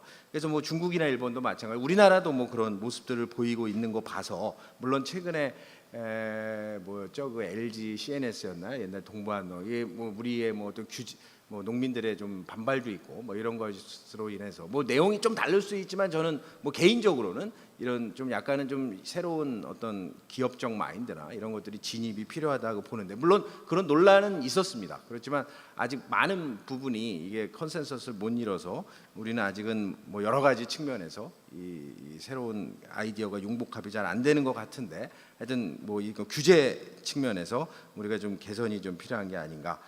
특히나 제가 지금 말씀드리고 싶은 거는 사실 얼마 전까지는 IT, 생명공학, BT, 나노 기술이 농업과 연계 이런 융복합을 얘기하다가 2016년 다보스 포럼, 그러니까 재작년이죠. 작년에도 또 이게 논의가 됐죠. 4차 혁명이라고 이 다보스 포럼을 창시한 클라우스 슈왑이 말을 하면서 이게 뜨기 시작을 했죠. 그래서 이게 그럼 기존에 있던 IT의 연장선인데 왜 얘네가 뭐 장사하려고 크게 포장한 거 아니냐는 얘기도 아직도 있지만, 대세는 그렇지 않다. 이거는 뭔가 새로운 그 예전에 뭐 증기기관차든 전기혁명이든 이런 것처럼 그 경제 산업 혹은 또 사회 구조 자체가 변하는 이런 혁명이라 해서 요새 4차 혁명이라는 이름이 돼 있는데, 아까 여기에 키워드가 바로 좀 전에 우리 유정규 박사님 말한 연계, 그러니까 여기 연결성이라 하죠. 커넥티비티와 인텔리전스, 지능화입니다.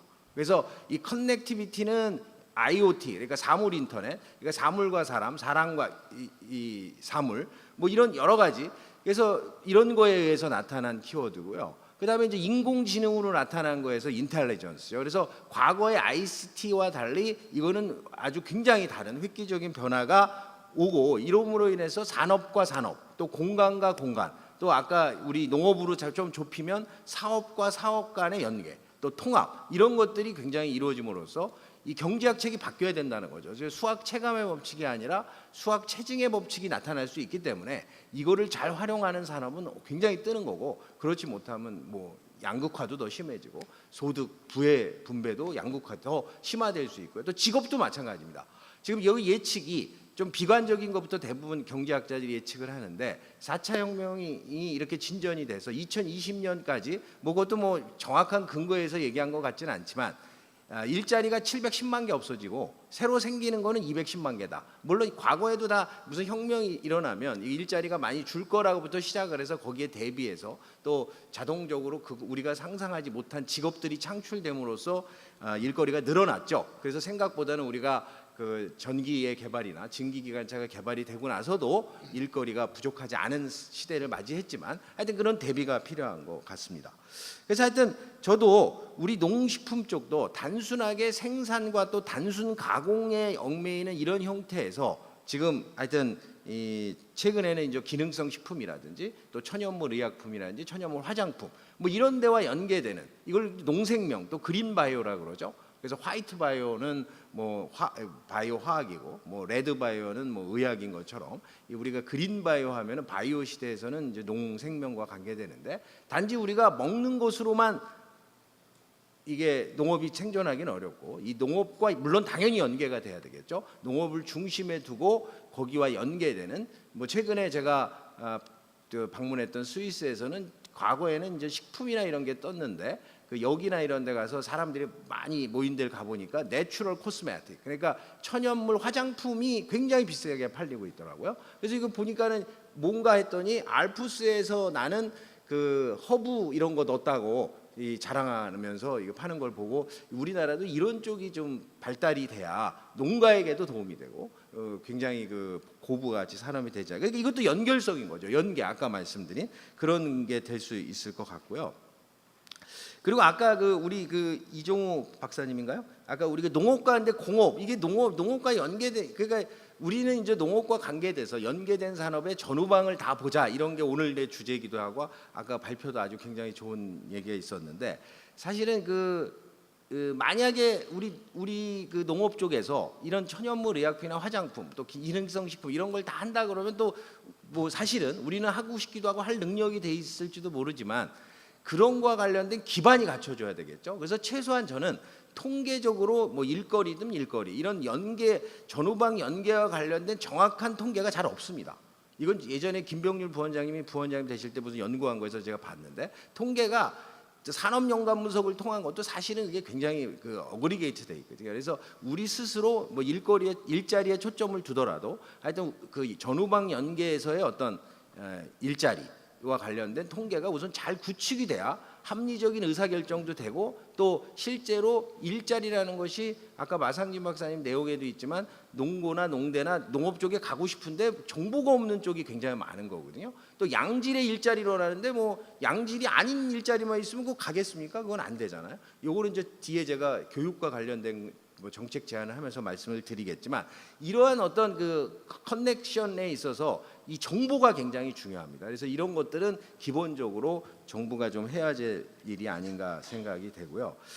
그리고 이제 미국의 경우에도 제가 미국의 그 홈페이지에 가보십시오. 미국 농업부에 그러니까 USDA에 거기는 농업부가 그냥 계속 농업부입니다. 우리처럼 뭐 농림축산식품부 이름 안 바뀌어요. 저는 뭐 이름이 많은 걸 굉장히 싫어하는데 하여튼 농업부의 홈페이지에 가보시면 11.1% 그러니까 미국 일자리의 11.1% 그러니까 과거에는 제가 공부할 때는 10자리 중에 하나가 농업과 관계된다 그런 표를 본 적이 있습니다. 근데 공식적으로 제가 가서 확인해 보니까 11.1%가 농업과 관련된 일이고 또 스위스는 제가 갔더니 7자리 중에 하나라 그랬는데 공식적인 걸 못 찾아서 제가 여기다 지금 안 썼습니다. 그러니까 제가 거의 스위스의 그 연방농업청에 가서 들은 얘기인데 7자리 중에 하나가 농업과 관계된다는 얘기를 했고 근데 오늘도 그 마상진 박사님 거에 보면 11.1% 그러니까 이게 거의 뭐 스위스와 같은 수치 만약에 그렇다면 그래서 이게 거짓말은 아니고 실제로 이게 가능하다는 거를 실제 그럴 수 있다는 거를 말씀드리고 싶고요.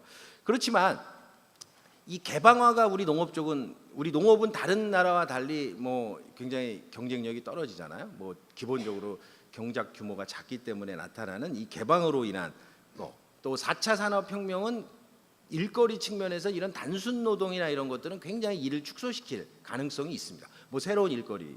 그래서 이 두 가지는 저는 위험 요인일 것 같고 그렇지만 이 식품 소비자 또 농촌 삶의 질에 대한 어떤 욕구 그래서 농촌에 대한 어떤 수요 증대 이런 것들은 오히려 그 우리 일자리를 창출하는데 기회 요인이 아닌가. 그래서 우리가 그걸 물론 어떤 요인은 무조건 위협이고 어떤 요인은 무조건 기회는 아닐 겁니다. 그 안에서도 위협이 큰 게 있고 뭐 기회가 좀 작은 게 있고 어떤 요인은 기회가 크고 위협도 물론 그 안에도 있고 이런 게 있을 테니까 이런 것들을 잘 우리가 확인하면서 또 진단하고 분석하면서 이런 게 이제 우리 크레이가 역점적으로 좀 해주실 수 있는 그런 내용이 되겠고요. 그래서 그런 걸 통해서 하여튼 우리 농촌과 관련된 일자리의 어떤 수급 구조 변화에 대한 정확한 예측이 좀 필요하다.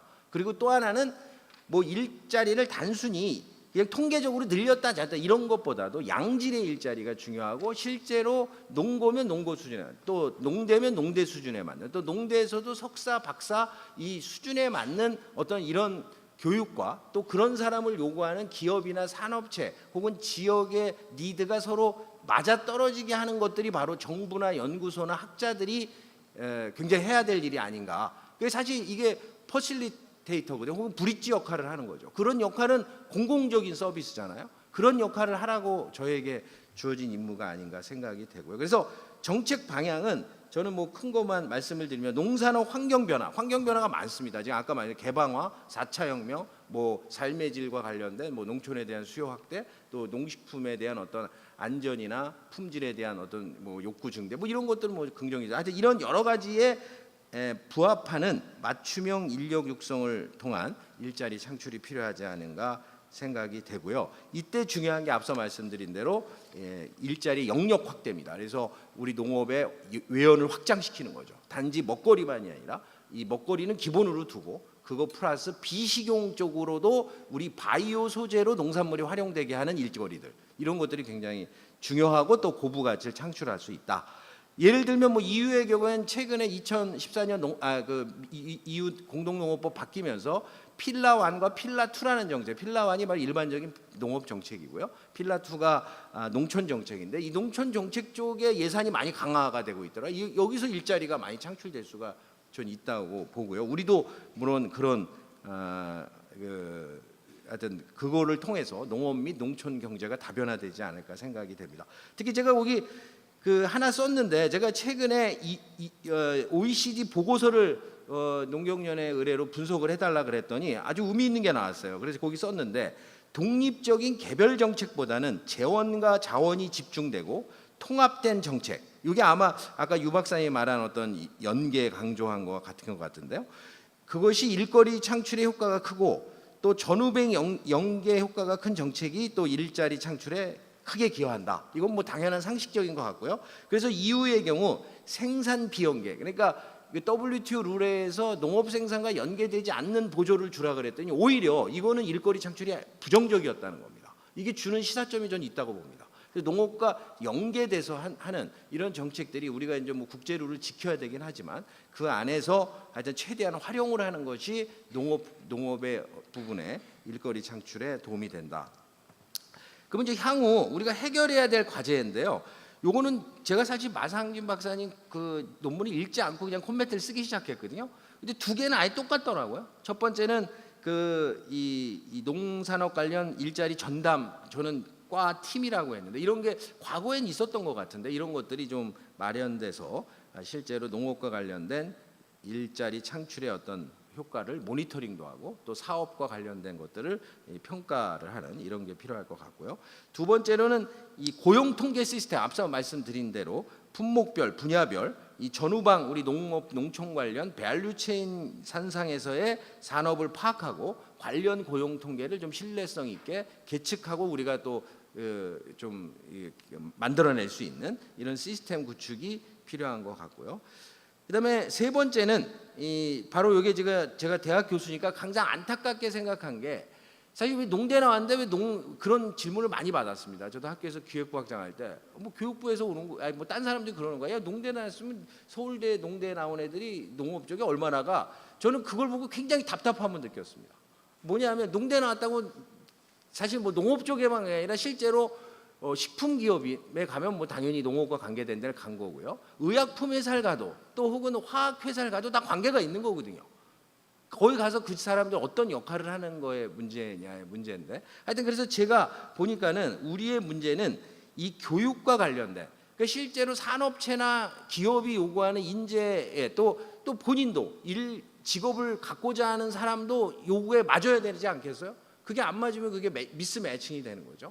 그래서 그러기 위해서는 교육 시스템, 농고, 농대 이런 교육 시스템이 이게 좀 변화가 있어야 될 것 같다. 근데 농림부는 이거를 사실은 최근에는 좀 관심을 두는 것 같은데 교육부의 관할이라고 봅니다. 그렇지만 제가 여기 미국의 예를 썼습니다. 미국은 USDA에서요 과거부터 저도 뭐 그런 주립대를 나왔지만 이 매년 농업의 어느 부분이 부족한가를 체크를 합니다.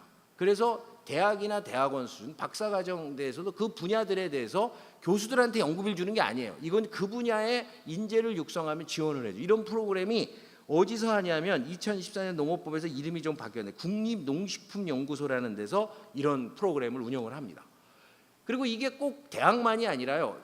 고등학교도 있고요. 또 실제 제가 여기는 안 썼지만 엘리먼터리 스쿨에서도 농업을 이해하는 교육 프로그램을 실제로 농업부가 주도하에 만듭니다. 근데 우리는 뭐 그렇지 못하거든요. 그래서 실제로 국민들이 왜 농업이 중요하고 이런 거가 뭐 어디 떠들어서 아는 거지 본인들이 실제로 뭐 학교 다닐 때 이럴 땐 잘 모르는 거예요. 그냥 교양교육으로만 아는 사람만 아는 거고 관심 있는 분만 아는 거죠. 그래서 이런 것들이 저희가 실질적으로 체계적으로 이루어져야 되지 않을까 생각이 되고요. 좀 길었지만 마지막으로 오늘 아까 들으면서 들은 건데 네 번째 제안이 바로 저는 농식품부가 모든 거 다 할 수 없습니다. 또 우리 농경제학 하는 사람들이 혹은 농촌경제원이 모든 걸 다 할 수 없으니까 최소한 우리 농업과 농촌과 관련된 바로 전후방에 뭐 갈 수 있는 그 브릿지. 그래서 다른 부처나 다른 산업이 야 이거 농업 아닌데 이렇게 하는데 연결고리의 어떤 파이프라인의 역할을 정책적으로는 정책적으로 또 연구적으로는 연구적으로 뭐 이렇게 해주는 것이 이전 첫 단추가 아닌가. 모든 건 다 할 수 없거든요. 또 다 한다 그래도 또 받아주지도 않을 거고요. 그래서 그런 것들이 우리의 과제가 아닌가 생각이 됩니다. 예, 이상입니다. 예, 감사합니다. 네, 우리 임정빈 교수님께서 아주 근본적인 문제부터 또 우리 연구 주제, 그다음에 정책 분야에서 신경 써야 될 것들을 고루 말씀을 해주신 것 같습니다. 우리 박순영 과장님께서 받아서 해주십시오. 예, 농식품부 박순현입니다. 오늘 세 분 박사님 발표 자료도 좀 많이 도움이 됐고요. 실제 이제 현장에서 지적하신 부분들 그런 부분들도 저희가 정책 수립하는 데 좀 참고를 해야겠다는 생각이 들고요. 일단 이제 제안하신 거에 대해서 제가 조금 말씀을 드리면은 일단 저희도 이 정부에서 정책을 하는 데서 가장 기본이 통계입니다. 근데 사실 저도 생각을 해봐도 이런 고용과 관련된 통계 기반이 잘 구축이 돼 있지 않아서 그런 부분들은 저희가 가장 우선적으로 조금 할 생각입니다. 그리고 뭐 정보의 교류 뭐 이런 부분들도 좀 말씀을 하셨는데 저희도 뭐 이런 종합적으로 이렇게 그 정보를 제공하는 포털 사이트나 이런 것들을 좀 생각을 하고 있습니다. 그래서 이번 추경에도 조금 반영을 하려고 노력했는데 좀 잘 안 된 게 있어서 저희가 좀 더 그런 부분들은 좀 준비를 하고요. 아까 또 통계 얘기하시면서 특수분류 체계 도입하는 부분들도 저희가 좀 검토를 또 해 나가겠습니다. 그리고 지금 그 농작업 안전보험 관련해서 조금 얘기가 나오셨는데 그 부분들도 저희가 좀 산재 수준으로까지 이렇게 확대하는 그런 형태의 것을 검토를 하고 있고요. 그리고 저는 아까 이제 저기 서울시의 단장님 말씀하신 구체화하고 연계 이런 부분들도 저희도 이제 그런 쪽에 포커스를 두고 하고 있습니다. 그래서 제가 조금 지금 이제 전반적으로 크레이에서 이렇게 해주신 부분들을 좀 더 이렇게 산업 특성별로 조금 말씀을 좀 드리겠습니다. 그래서 저희가 실제 어떤 우리가 갖고 있는 일자리 현황이 어떤 건지 이런 것들을 조금 같이 좀 고민을 하는 자리가 됐으면 좋겠고요. 저희가 좀 주요하게 생각하는 그런 정책의 방향 이런 부분들도 조금 말씀을 드리도록 하겠습니다. 그리고 전담 부서 얘기들이 좀 나오셨는데요. 사실은 저희가 그러니까 창조농식품 정책과가 이 업무를 맡은 지가 한 달 정도 됐습니다. 그래서 저희가 조금 그런 전체적으로 조금 저희 조직을 좀 보고 그런 부분들은 개선 방안을 좀 도출을 하겠고요. 그리고 교육 시스템 이런 부분들은 저희도 좀 고민이 많은 부분들입니다. 그래서 그렇게 하고요. 전후방 산업과의 어떤 연결 문제 이런 부분들은 아까 마 박사님도 얘기들을 했는데 저희가 이제 민간 협회들이 좀 많이 존재를 하고 있습니다. 그런 부분들을 조금 저희가 좀 정리도 좀 하고 있고 조금 정례적으로 조금 그런 어떤 어떤 협의체라고 할까요? 뭐 그런 것들 좀 만들 생각이 있고 그 협회를 통해서 이렇게 좀 할 수 있는 일들 좀 발굴할 수 있는 그런 것들도 고민을 하고 있습니다. 제가 좀 현실적인 얘기를 좀 먼저 드리면서 조금 말씀을 드릴게요.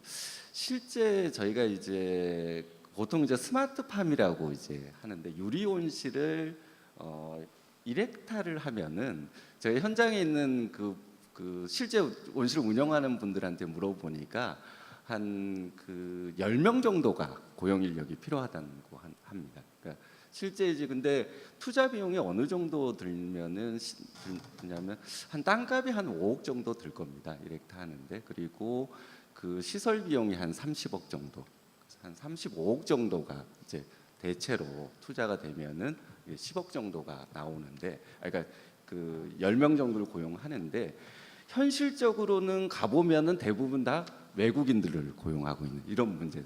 그러니까 사실 저희가 현실 좀 더 깊숙하게 이런 일자리와 관련된 정책을 추진하는 데 있어서는 좀 그런 부분을 좀 볼 필요가 있고, 그래서 이제 그런 현장에 실제 우리가 일자리라는 것들이 그러니까 실제 아까도 얘기했지만 지역 주민하고 이렇게 연계성들이 사실은 없을 수 있다는 거죠. 사실은 저희가 이때까지 이런 했던 정책들이.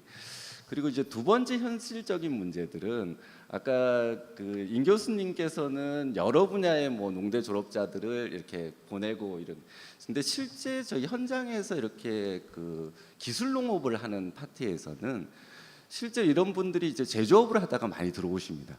근데 실제로 농업 생산 기술을 보유한 그러니까 농고를 졸업하거나 농대를 졸업한 그러니까 전문 기술을 보유한 인력들은 찾기가 어렵다는 거죠, 사실은. 그러니까 실제 우리가 농대에서 많은 인력들을 배출하지만은 실제 기업에서 원하는 쓸만한 인력들은 또 없는 것이 또. 그래서 이게 아까 이게 뭐 농번기 때 인력의 미스매치 이런 것들도 중요하겠지만 실제로 발생하고 있는 문제들을 어떻게 해결할 것이냐 그런 부분에 이제 관심이 좀 있어야 되지 않을까 이런 생각.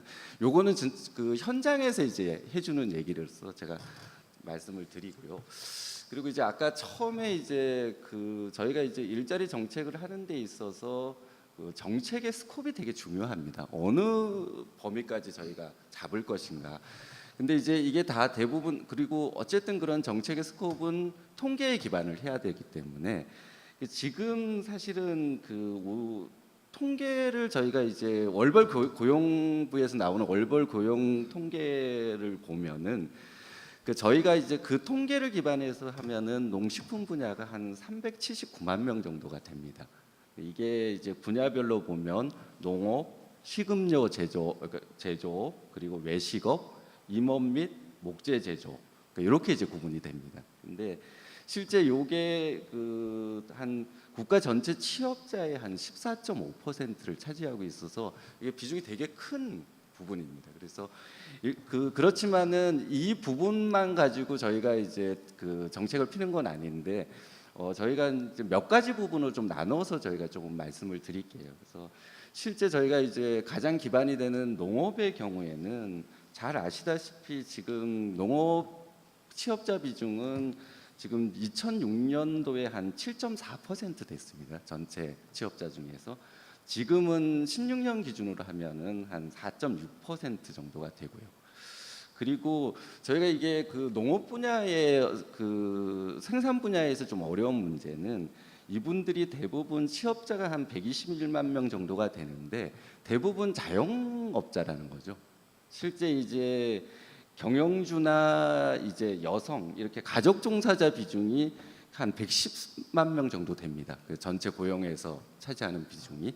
그리고 임금 근로자 비중은 한 9% 정도, 한 숫자로 보면은 한 11만 명 정도밖에 안 되는 거고요.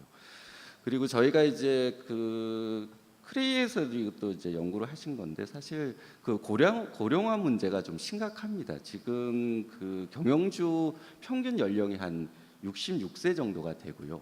10년 후가 되면은 경영주 가반이 한 75세가 될 걸로 돼서요.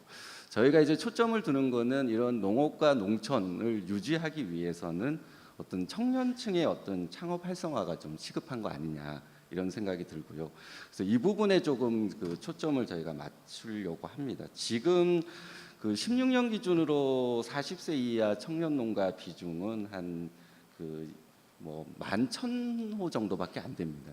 그래서 지금 저희가 좀 심각하게 판단을 하고 있고요. 다만 이제 좀 긍정적인 부분들은 농업의 기계화라든지 이렇게 스마트팜 이런 것들이 확산에 따라서 좀 신규로 이렇게 창업 수요는 좀 증가를 하고 있는 그런 상황입니다. 두 번째 부분은 저희가 이제 농촌 부분들을 조금 봐야 되는데 실제 농촌 지역의 인구는 15년을 기점으로 해서 좀 증가세로 지금 전환이 돼 있는 상황입니다. 하여튼 한 940만 명 정도 되고요. 농촌 인구는. 근데 이제 지금 농업의 비중 감소로 인해서 농업 부분 취업자는 이제 계속 줄어든 반면에 비농업 분야는 취업자가 이제 증가하는 추세입니다. 그래서 그런 부분들이 실제 보면은 사회 서비스 분야 이런 부분들의 일자리들이 조금 이제 많이 교육, 보건, 사회복지 이런 부분의 일자리들이 좀 늘어나고 있고요. 아까 도시민의 기농기촌 많은 말씀을 하셨는데 저희가 보니까 한 13년에는 한 33만 가구가 기농기촌을 했습니다. 근데 사실 이게 규모는 크지만은 사실 농촌 지역의 어떤 양질의 일자리 부족이라든지 정주 여건 아까 지적을 해주셨지만 그런 부분 때문에 고용 여건은 좀 취약한 형태고요. 다만 지금 아까 6차 산업 얘기도 하고 지역 특화 산업 얘기도 해주셨는데 실제 이제 저희가 경제활동 다각화를 여러 가지 이렇게 시도를 하고 있는데 아직 초기 단계로 저희가 판단이 되고요. 그렇지만 이런 부분들을 조금 활성화한다면은 고용 취약계층인 어떤 여성이라든지 고령자 일자리 창출 가능한 분야라고 저희가 생각을 하고 있습니다. 그리고 세 번째는 이제 식품 외식 분야인데요. 이게 사실은 산업은 성장을 하고 있고 취업자 수들도 조금 늘어나고 있습니다. 근데 제가 이제 식품 외식 산업은 좀 구조가 다르기 때문에 식품 제조업을 조금 먼저 말씀을 드리면은 식품 제조업 같은 경우가 실제 한 5만 8천 개 정도가 기업이 존재를 합니다. 근데 그 중에서 10인 미만 중소기업이 한 91%를 차지를 하고 있는 그렇고요. 그래서 실제 중소기업에서 필요한 일자리들은 단순 노무직이라든지 임시직 일자리 이런 게 중심이 되고요. 그 중견기업 이상은 좀 이렇게 기술 인력들, 그러니까 원천 기술을 보유하고 있는 그런 인력들의 어떤 그 일자리가 좀 창출이 가능한 부분이 아닌가 저희가 그렇게 판단을 하고 있고요. 그 외식업 같은 경우도 취업자 수는 증가를 합니다. 그렇지만 이 부분들은 잘 아시다시피 그 사실 그 폐업률이 너무 높아서 사실은 이런 그 경영의 안정성은 좀 극히 미흡한 부분들이 있어서, 그리고 실제 음식적 고용 인원이 점포당 한 3-4명 정도의 수준입니다. 그래서 가족 종사자를 제외하면은 한 2명 수준 뭐 이런 정도고요. 대부분 임시 일용직 형태로 이제 고용이 되고 있습니다. 그리고 그 투입제 산업 같은 경우는 저희가 이제 이게 농기계나 농약 비료, 뭐 시설 자재 이런 부분인데, 실제로는 고용 통계상에서는 이건 제조업에 분류가 돼 있습니다. 그리고 정책의 대부분을 이제 산업부나 중기청 이런 쪽에서 수행을 하고 있는데, 이런 부분들에 대해서는 좀 그 우리나라가 좀 내수 시장이 좀 좁은 측면들이 있어요. 그래서 저희가 생각하는 건 좀 수출, 그러니까 이게 부처 협력을 해서 이제 수출 시장을 좀 그 확대하는 형태로 저희가 정책을 조금 해 나갈 거고요. 그래서 지금 그 농기계 시장이라든지 이런 부분들은 세계 시장 규모들이 이제 점차 증가 추세입니다. 그리고 또 우리 종자 이런 부분들도 좀 유망하다고 저희가 보고 있습니다.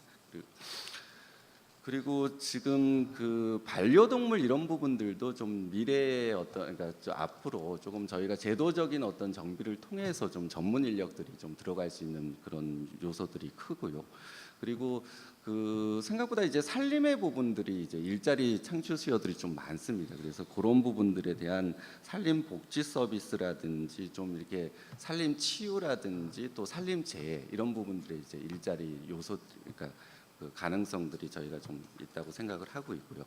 그래서 저희가 이제 그 일자리 정책의 기본 방향은 저희가 한 3가지 정도로 생각을 하고 있습니다. 그래서 일단은 그 이 청년 일자리를 좀 그 농업 농촌 부분에 좀 확대를 해야겠다. 그래서 그 청년의 영농 창업이라든지 좀 벤처 창업 이런 부분에 구체적인 어떤 지원책들을 좀 강화하는 파트가 첫 번째고요. 두 번째는 아까도 말씀을 하셨지만은 그 이런 농촌 지역의 어떤 다양한 자원들을 활용해서 이런 여성이라든지 도시 은퇴자 등 이런 분들에 대한 어떤 지역 일자리를 조금 발굴을 하는 그런 형태를 두 번째로 갖고 있고요. 또 세 번째는 또 저희가 이제 반려동물이라든지 이렇게 산림 등 이렇게 좀 신수요를 좀 창출하는 쪽으로 이제 생각을 하고 있습니다. 그래서 저희가 지금 그런 그 기본 그 기조 하에서 저희가 좀 구체화 작업들을 지금 하고 있는 상황이고요. 오늘 오신 그 주신 의견들은 좀 저희가 좀 적극 반영을 좀 하고, 저희가 끝으로 보면 아까 그 저희가 이제 아이쿱에서 하는 그런 사례들은 저희가 충분히 조금 저희가 좀 깊숙하게 좀 고민을 해서 저희가 해서 좀 사회적 경제 이런 부분들도 저희가 좀 더 추가를 해서 좀 검토를 하도록 하겠습니다. 예, 이상입니다. 네, 감사합니다, 과장님. 예, 처음 토론을 시작할 때 이게 100분 토론이었거든요. 그래서 100분 토론을 끝까지 마치고 쉽지 않겠는데 시간을 약간 초과를 했습니다. 그래서 근데 그럼에도 불구하고 혹시 플로어에 계신 그 청중들 중에서 꼭 한 말씀 하시고 싶다, 혹은 발표하시거나 토론하신 분께 질문을 드리고 싶다 이런 게 있으시면 그 손을 들어주시면 저희가 마이크를 준비를 해 드리도록 하겠습니다. 혹시 있으신가요? 김경덕 박사님.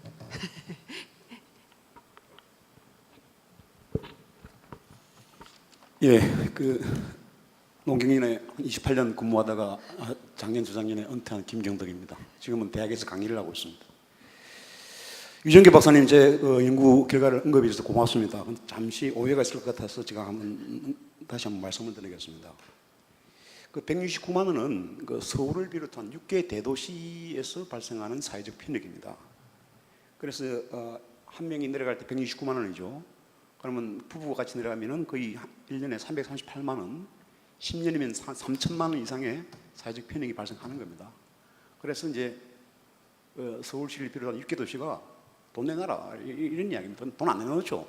그래서 중앙정부인 농림부의 역할이 상당히 중요하다. 농림부 조정 역할, 코디네이션 역할이 적극적으로 강구될 부분이 바로 그것이다라고 저는 생각이 듭니다. 예, 제가 이 발표 관련해서 제가 한 몇 가지 여쭈보고 아니면 코멘트를 좀 하겠습니다. 오늘 그 제목 자체가 농업 농촌의 일자리 창출인데 아마 그 일자리 앞에 가로 열고 양질 가로 닫고 이런 게 숨어 있는 것 같습니다. 양질의 일자리를 어떻게 창출하느냐 거기에 포커스가 맞춰져 있는 것 같습니다. 일자리 창출이라는 것은 크게 보면 노동시장에서 수요가 어떻게 되느냐 거기까지 중요하죠. 수요가 없이는 뭐 일자리 창출이 될 수가 없습니다. 그런데 우리가 많이 이 지난 신자유 시대를 거치면서 봤는데 어떤 뭐 민간에 뭐 맡겨놓으니까 일자리가 늘어나지 않더라라는 그 소위 트리클 다운 이펙이 없다는 것을 우리가 느꼈습니다. 특히 농촌은 더 할 겁니다. 그래서 정부가 선도적으로 어떤 공공 부분에 먼저 일자리를 한번 창출해 보자라는 그런 개념으로 아마 접근되는 것이고 그러다 보니까 농촌의 일자리를 창출해서 정부 당국과 지자체가 어떻게 협력할 것이냐 그 부분에 아마 포커스가 맞춰지는 것 같습니다. 그런데 이제 문제는 장기적으로는 일자리 창출은 민간이 하는 겁니다. 민간이 어떻게 농촌 지역에 또는 농업 부분에 어떻게 그 경제 활동이 활성화되느냐 그 부분에서 달려 있는 것이죠. 정부의 역할은 하나의 마중물로서 거쳐야 된다는 것이 생각입니다. 또 하나는 일자리를 수요하려고 들어가 보니까 기업이 마땅한 양질의 노동력이 없더라. 이런 또 어려움이 있을 겁니다. 위중기 박사님이 잘 설명하셨는데 이것은 아주 오래된 논쟁이었죠. 그러니까 농촌 지역의 젊은이들이 빠져나갔었죠. 그죠? 상대적인 소득 격차 때문에 도시로 이전됐을 겁니다. 그러면 지금 농촌과 도시의 상대적인 어떤 그 임금 격차에 의해서 노동력은 움직이는 것이고, 그럼 결국은 이 젊은 친구들로 하여금 농촌 농업 쪽으로 되돌아오려고 하면은 이 상대적 임금 격차를 대체하실 정도의 또는 보상하실 정도의 어떤 인센티브가 주어지지 않고서는 돌아오지 않을 겁니다. 보십시오. 농촌 지역의 사회 간접 자원이 얼마나 열악합니까? 도시에 비해서. 또 얼마나 다른 사람 소통할 수 있는 기회의 공간이 또 얼마나 협소합니까? 그런데 우리 청년 보고 거기 가서 농업 농촌을 위해서 일하라. 이건 완전히 특공대죠. 특공대 보내는 겁니다. 우리는 그렇게 할 권리가 없습니다. 그들로 하여금 거기 스스로 갈 수 있게끔 인센티브를 줘야 됩니다. 그리고 민간 부분이 거기 가서 스스로 일자리를 창출할 수 있는 인센티브를 줘야 됩니다. 그것이 정부 역할이고 그것이 공공기관의 역할이라고 봅니다. 그래서 고전적으로 우리는 농촌 지역에 입주하는 기업들에게 인센티브를 제공해 줬습니다. 세제와 금융과 또는 인프라 투자 이런 것들을 했습니다. 근데 이런 것이 없이는 그냥 농촌 지역의 학교 교육을 또는 의료 시스템을 강조하면은 특히 학교 교육에 투자하게 되면은 거기서 교육받은 농촌 인력들은 농촌에 머물지 않습니다. 오히려 다 끝나갑니다. 농촌 지역의 돈으로서 인력을 양성했는데 이 친구들은 농촌 지역에 머물 일자리가 없으면 다 떠나가 버리는 그러면 그게 바로 브레인 드레인이고 두뇌 유출이고 농촌 피폐해지면 당연한 건데 그래서 아마 김정석 박사가 잘 그 그림으로 설명했다고 봅니다. 따라서 저는 지역의 일자리 창출을 얻는 지역 고용 위주는 오히려 지역의 부를 유출하는 하나의 지렛대 역할을 할 수밖에 없을 것이다. 그래서 다시 한 번 더 이때 지역 인프라 구축과 SOC는 절대 필요하고 더 나아가가지고 효율적인 지역 거버넌스가 굉장히 필요하다. 그것은 결국 그냥 지역 공조적 혁신이 없이는 안 됩니다. 여러분 다 나주가 살아봤으면 알 겁니다. 나주라는 혁신 도시가 서울에 비해서 특히 공조적의 행정 조직이 얼마나 낙후됐는지 그런 데에 대해서 젊은층 데려와가지고 여기 애들 교육시키라 애들 학교를 보내라 그건 폭거입니다. 그 개인의 희생이죠. 지역 공조직, 특히 공무원 조직의 혁신이 없이는 이 지역의 일자리 창출은 아마 요원하다고 봅니다. 그런 혁신도 지역 간의 어떤 균형과 코디네이트를 할 수 있는 역할이 바로 중앙정부의 어떤 가장 기본적인 요구되는 의무가 아니겠는가 그렇게 생각합니다. 이상입니다. 감사합니다. 네, 혹시 또 한 분 더? 예, 선생님. 예, 서울시립대학에서 풍성하게 하는 박형정입니다. 유정민 단장님 오늘 토론 가열찬 토론 잘 들었습니다. 감사합니다. 서울시가 지역 상생 사업으로 일자리를 창출하고 있는 사업의 사례가 있으면 한두 개 좀 소개를 부탁드리겠습니다. 이상입니다. 네, 알겠습니다. 혹시 유 박사님 바로 말씀해 주실 수 있습니다. 서울시 지역 상생 사업단에서 하고 있는 것은 아까도 얘기했지만 일자리를 창출한다기보다는 기존에 있는 다양한 일자리 중에 제대로 작동되지 않는 것을 지역 상생이라는 이름으로 뭐라고 해야 되나 뭐라고 해야 되지? 연결을 시켜주시는 예, 그런 겁니다. 그래서 내용은 이렇습니다. 서울에서 지역에 가서 일하고 싶은 사람들을 지금 아까 박 교수님하고 똑같이 찾아서 그 사람들을 원하는 지역하고 연결해 주는데 그 가운데 여러 가지 애로사항이 많이 있기 때문에 그 애로사항을 저희 사업단에서 서울시와 해당 지자체 또는 그 중간 지원 조직하고 협의를 해서 해결해 주는 방식으로 하고 있고, 이제 시범 단계이기 때문에 아직 그 숫자도 적을 뿐만 아니라 이제 뭐 좀 더 해봐야 그 성과라든가 문제점 이런 게 나올 것 같습니다. 구체적인 얘기가 있으면 저한테 연락을 주시면 제가 답변을 해드리도록 하겠습니다. 해소가 되셨습니까, 선생님? 네. 또 예, 최경원 박사님. 예, 최경환입니다. 오늘 뭐 토론 자리이기 때문에 어떤 뭐 결론을 도출하는 자리는 아니니까 제가 그 듣고 느낀 소감을 좀 말씀드리겠습니다.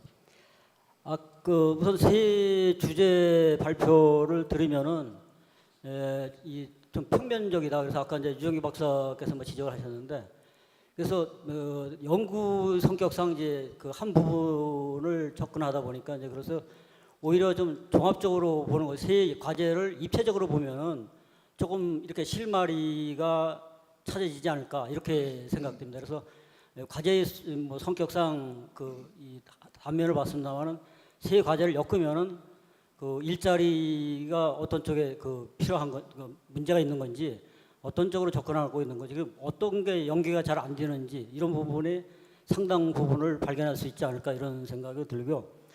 또 하나는 저는 개인적으로 일자리와 일거리는 좀 구분해서 써야 되는 거 아니냐. 그래서 임정규 교수님 토론 자료에 보면은 일거리, 일자리 이렇게 쓰셨는데, 일거리하고 일자리는 분명히 틀리다. 그리고 일거리는 이제 뭐 단기적인 뭐 이런 부분일 거고, 일자리는 이제 일거리가 좀 지속 가능성 있을 때 일자리가 되는 거고, 그게 이제 양질의 일자리가 되는 거 아닌가. 저는 이제 그렇게 생각합니다. 그래서 그런 것은 좀 구분을 해야 되는 거 아닌가 생각돼요. 그다음에 뭐 여러 가지 이제 일자리 창출도 중요하고 뭐 하다고 아까 이제 또 토론에서 이제 그런 데가 나오셨는데, 특히 농업 쪽에서, 농촌 지역에서 가장 중요한 일자리는 역시 농업이 아닌가 하는 생각이 듭니다. 그래서 뭐 고령화해서 인구는 지금 급감하고 있는 상황에서 새로운 일자리보다는 지금 줄어가고 있는 농업 일자리를 어떻게 지킬 것이냐, 그러면 그 일자리를 어떻게 유지할 것이냐, 그런 일자리를 유지하기 위해서라도 저는 농업인들에게 일거리를 추가로 줘야 된다고 생각합니다. 그래서 농촌에 농업을 영위하면서 머물 수 있도록 일거리를 더 주는 거, 그래서 소득을 확보할 수 있도록 하는 것이 더 중요하다면 중요한 것이 아닌가 하는 생각이 듭니다. 그래서 그걸 기반으로 해서 뭐 6차 산업화도 가능한 거고 이렇게 해야 되는 것이지. 그래서 여기는 이제 새로운 일자리 창출하면 농업의 일자리를 뭐 창출해야 되는 걸로 생각하는데, 저는 농업의 일자리를 중심에 두고 그래도 좀 접근해야 되지 않는가 하는 생각이 들고요. 또 하나는 이제 늘 얘기합니다만 특히 농촌 지역 가면은 우리 이제 평균적으로 흔히 많이 얘기를 하는데, 사실 지역마다 차이가 많습니다. 농업이 또 품목에 따라서 차이가 크기 때문에 그런 특성을 감안을 해서 좀 접근을 해야 될 필요가 있고, 그리고 또 하나는 이제 아까 이제 입체적으로 좀 과제를 입체적으로 보다 보면은 많은 정책들이 사실 관여하고 있습니다. 그리고 뭐 새로운 정책을 개발하는 것도 좋지만은 기존에 있는 정책들 어떤 것을 어떻게 고치면은 작동할 수 있을까, 이런 관점에서 기존의 정책들을 잘 활용하는 것도 방법이 아닐까 이렇게 생각됩니다. 예, 이상입니다. 예, 감사합니다. 네, 또 혹시 꼭 이 말씀 드리고 싶다 하시는 분 계신가요? 안 계신가요? 예, 혹시 원장님 한 말씀 하시겠습니까? 예. 예, 오늘 일자리 창출 물론 각 분야 오늘 지금 끝까지 자리에 나온 분은 많지 않습니다만은 귀중한 발제를 해주시고, 또 우리 연구원에서 깊은 연구한 세 분 발제자, 특히 저는 토론하신 분들 모든 분들이 토론이 굉장히 되게 많이 와닿습니다. 현장에서 계신 분이나 또 실제적으로 우리 박 교수님은 경북대에서 그런 중요한 것을 하고 계셨고, 우리 직업능력개발원 김종우 박사님, 그리고 민경진 이사장님 비롯해서 하여튼 굉장히 현장에서 이루어지는 것들이 오늘 아마 우리 연구원들은 되게 많은 일을 하고 있습니다만 현장에서 이루는 것들을 좀 미흡한 부분은 오늘 많이 제기해 주신 것 같고요. 또 우리 유정규 박사님 역시 그 내공이 대단하신 것 같습니다. 그게 와닿고, 저도 여기다 다 메모를 해놨습니다만은 특히 아까 말씀하신 것 중에 와닿는 것은 그 연계하는, 또 저기 임정빈 교수님도 마찬가지고, 또 정책에 대해서 우리 박순현 과장님께서 좀 말씀해 주셨습니다만, 저는 그 아까 4차 산업혁명 제가 기회 있을 때마다 얘기해 줍니다만은, 물론 지금 우리 4차 산업혁명 시대에 살고 있고, 또 중요한 것은 새로운 아이디어, 오늘 좋은 아이디어가 많이 제시가 되어 있습니다만 그것을 어떻게 우리가 잘, 아까 임정빈 교수님, 유정 교수님 말한 대로 연결해 주는 거거든요. 그 아까 말한 대로 초연결 사회라는 것이 뭐 요즘에 사물이나 인터넷이나 또는 사람과 사람 간이나 이런 것들을 어떻게 좀 종합하고, 오늘 했던 내용들을 다 그런 것이 맥을 갖춰놓은 것 같은데요. 그래서 그것이 핵이 아니겠느냐. 그래서 이미지네이션, 제가 늘 얘기합니다만은 항상 기회가 있을 때마다 4차 산업혁명이라는 것은 새로운 것이 아니라 이미지네이션 하는 거고, 챌린지 하는 거고, 이노베이션 하는 것이다. 그래서 그런 맥락에서 우리 일자리 창출도 상당히 앞으로 가능성이 있는 거 아니냐. 지금 농업 분야의 일자리 창출에 대해서 관심을 갖지 않습니다. 물론 뭐 지금 최근에 일자리 창출이 사회적인 핫 어전대임에도 불구하고, 그래서 앞으로 좀 관심을 가질 수 있도록 오늘 참석하신 많은 분들이 각 층에서 열심히 하시고, 또 우리 연구원은 오늘 제기된 그 말씀, 여러 가지 좋은 토론의 말씀, 또 오늘 또 플로우에서는 오늘 귀중한 그 아까 제가 소개 앞에 말씀을 드렸습니다만 연구원을 퇴직하셨습니다만 오늘 귀중한 자리를 해주신 최경환 박사님, 그리고 김경덕 박사님, 하여튼 너무너무 감사하고, 두 분이 귀중한 코멘트도 우리 연구자들 또 연구원 모든 분들에게 될 것 같습니다. 아까 플로우에서도 또 설명을 해줬고, 그래서 하여튼 너무너무 귀중한 시간, 우리가 시리즈로는 성과 발표에 새로운 모습으로 했습니다만은 굉장히 의미가 있는 것 같습니다. 오늘 기획실 박준기 박사를 비롯해서 기획실에서 굉장히 준비도 많이 했고 고민을 많이 했습니다만은 의미가 있었고, 다음 토론에 우리 김홍상 또 본부장이 푸드 플랜에 대해서 또 하고 있습니다만, 그래서 이게 한 번 하면서 우리 연구원이 좀 이렇게 뭡니까 성과를 좀 더 알리기 위해서 이런 시도하는 것들이 작지만 또 기여가 되고 또 사회에도 반영이 돼서 큰 역할을 해줬으면 좋을 것 같습니다. 그리고 우리 송미령 본부장 아주 오늘 좌장을 보시고 잘 해주셔서 너무 고맙습니다. 하여튼 특히 오늘 우리 은퇴하신 우리 두 분 한번 박수로 한번 고맙습니다. 예, 고맙습니다. 예. 예, 원장님 감사합니다. 원장님이 폐회사를 거의 하셨기 때문에 더 진행을 하면 안 될 것 같습니다. 예, 예, 원장님 감사합니다. 원래 우리 발표자들한테 마지막 좀 말씀하실 수 있는 기회를 드려야 되는데 오늘 토론자들 말씀이 크게 질문이 있거나 이런 것은 아니라고 판단돼서 그거는 좀 추후에 다시 하기로 하고요. 그 원장님도 말씀하셨지만 저희들이 이렇게 어떤 이슈를 잡아서 토론하는 첫 번째 시간이고 2주 후 수요일에 이 또 같은 상공회의소에서 그 식품 쪽 이야기를 가지고 저희 연구원에서 또 그 이슈 토론회를 할 예정입니다. 그때도 시간이 허락하시면 많이 참석해 주시기를 부탁드리고요. 그 문재인 정부 출범한 지가 지금 한 달이 넘었는데 일자리 정부라고 해도 과언이 아닐 만큼 대통령께서 일자리를 챙깁니다. 근데 유감스럽게도 우리 농업 농촌은 일자리 창출 가능성도 매우 높고 또 일자리의 필요도 높은 곳인데도 불구하고 그 일자리 문제에서 우리 농업 농촌의 이슈가 크게 다루어지지 아직은 그러고 있는 것 같습니다. 그래서 우리 크레이에서도 조금 더 그 힘을 내서 이 분야의 연구를 좀 해야 할 것 같고요. 오늘 이 토론의 결과도 잘 저희들이 요약 정리를 해서 그 요로에 좀 전달이 될 수 있도록 그런 방법을 찾아야 될 것 같습니다. 그리고 농식품부에서도 같이 그 협력을 해서 우리 농업농촌 분야가 좀 더 편안해지고 여기서 또 많은 일자리가 생기고 그렇게 돼서 정말 미래 성장 산업 그리고 미래 국민들의 정주지로서 각광받는 곳이 될 수 있기를 바라봅니다. 오늘 장시간 끝까지 참여해 주신 여러분들께 감사드리면서 이것으로 저희 토론회를 모두 종료하겠습니다. 감사합니다.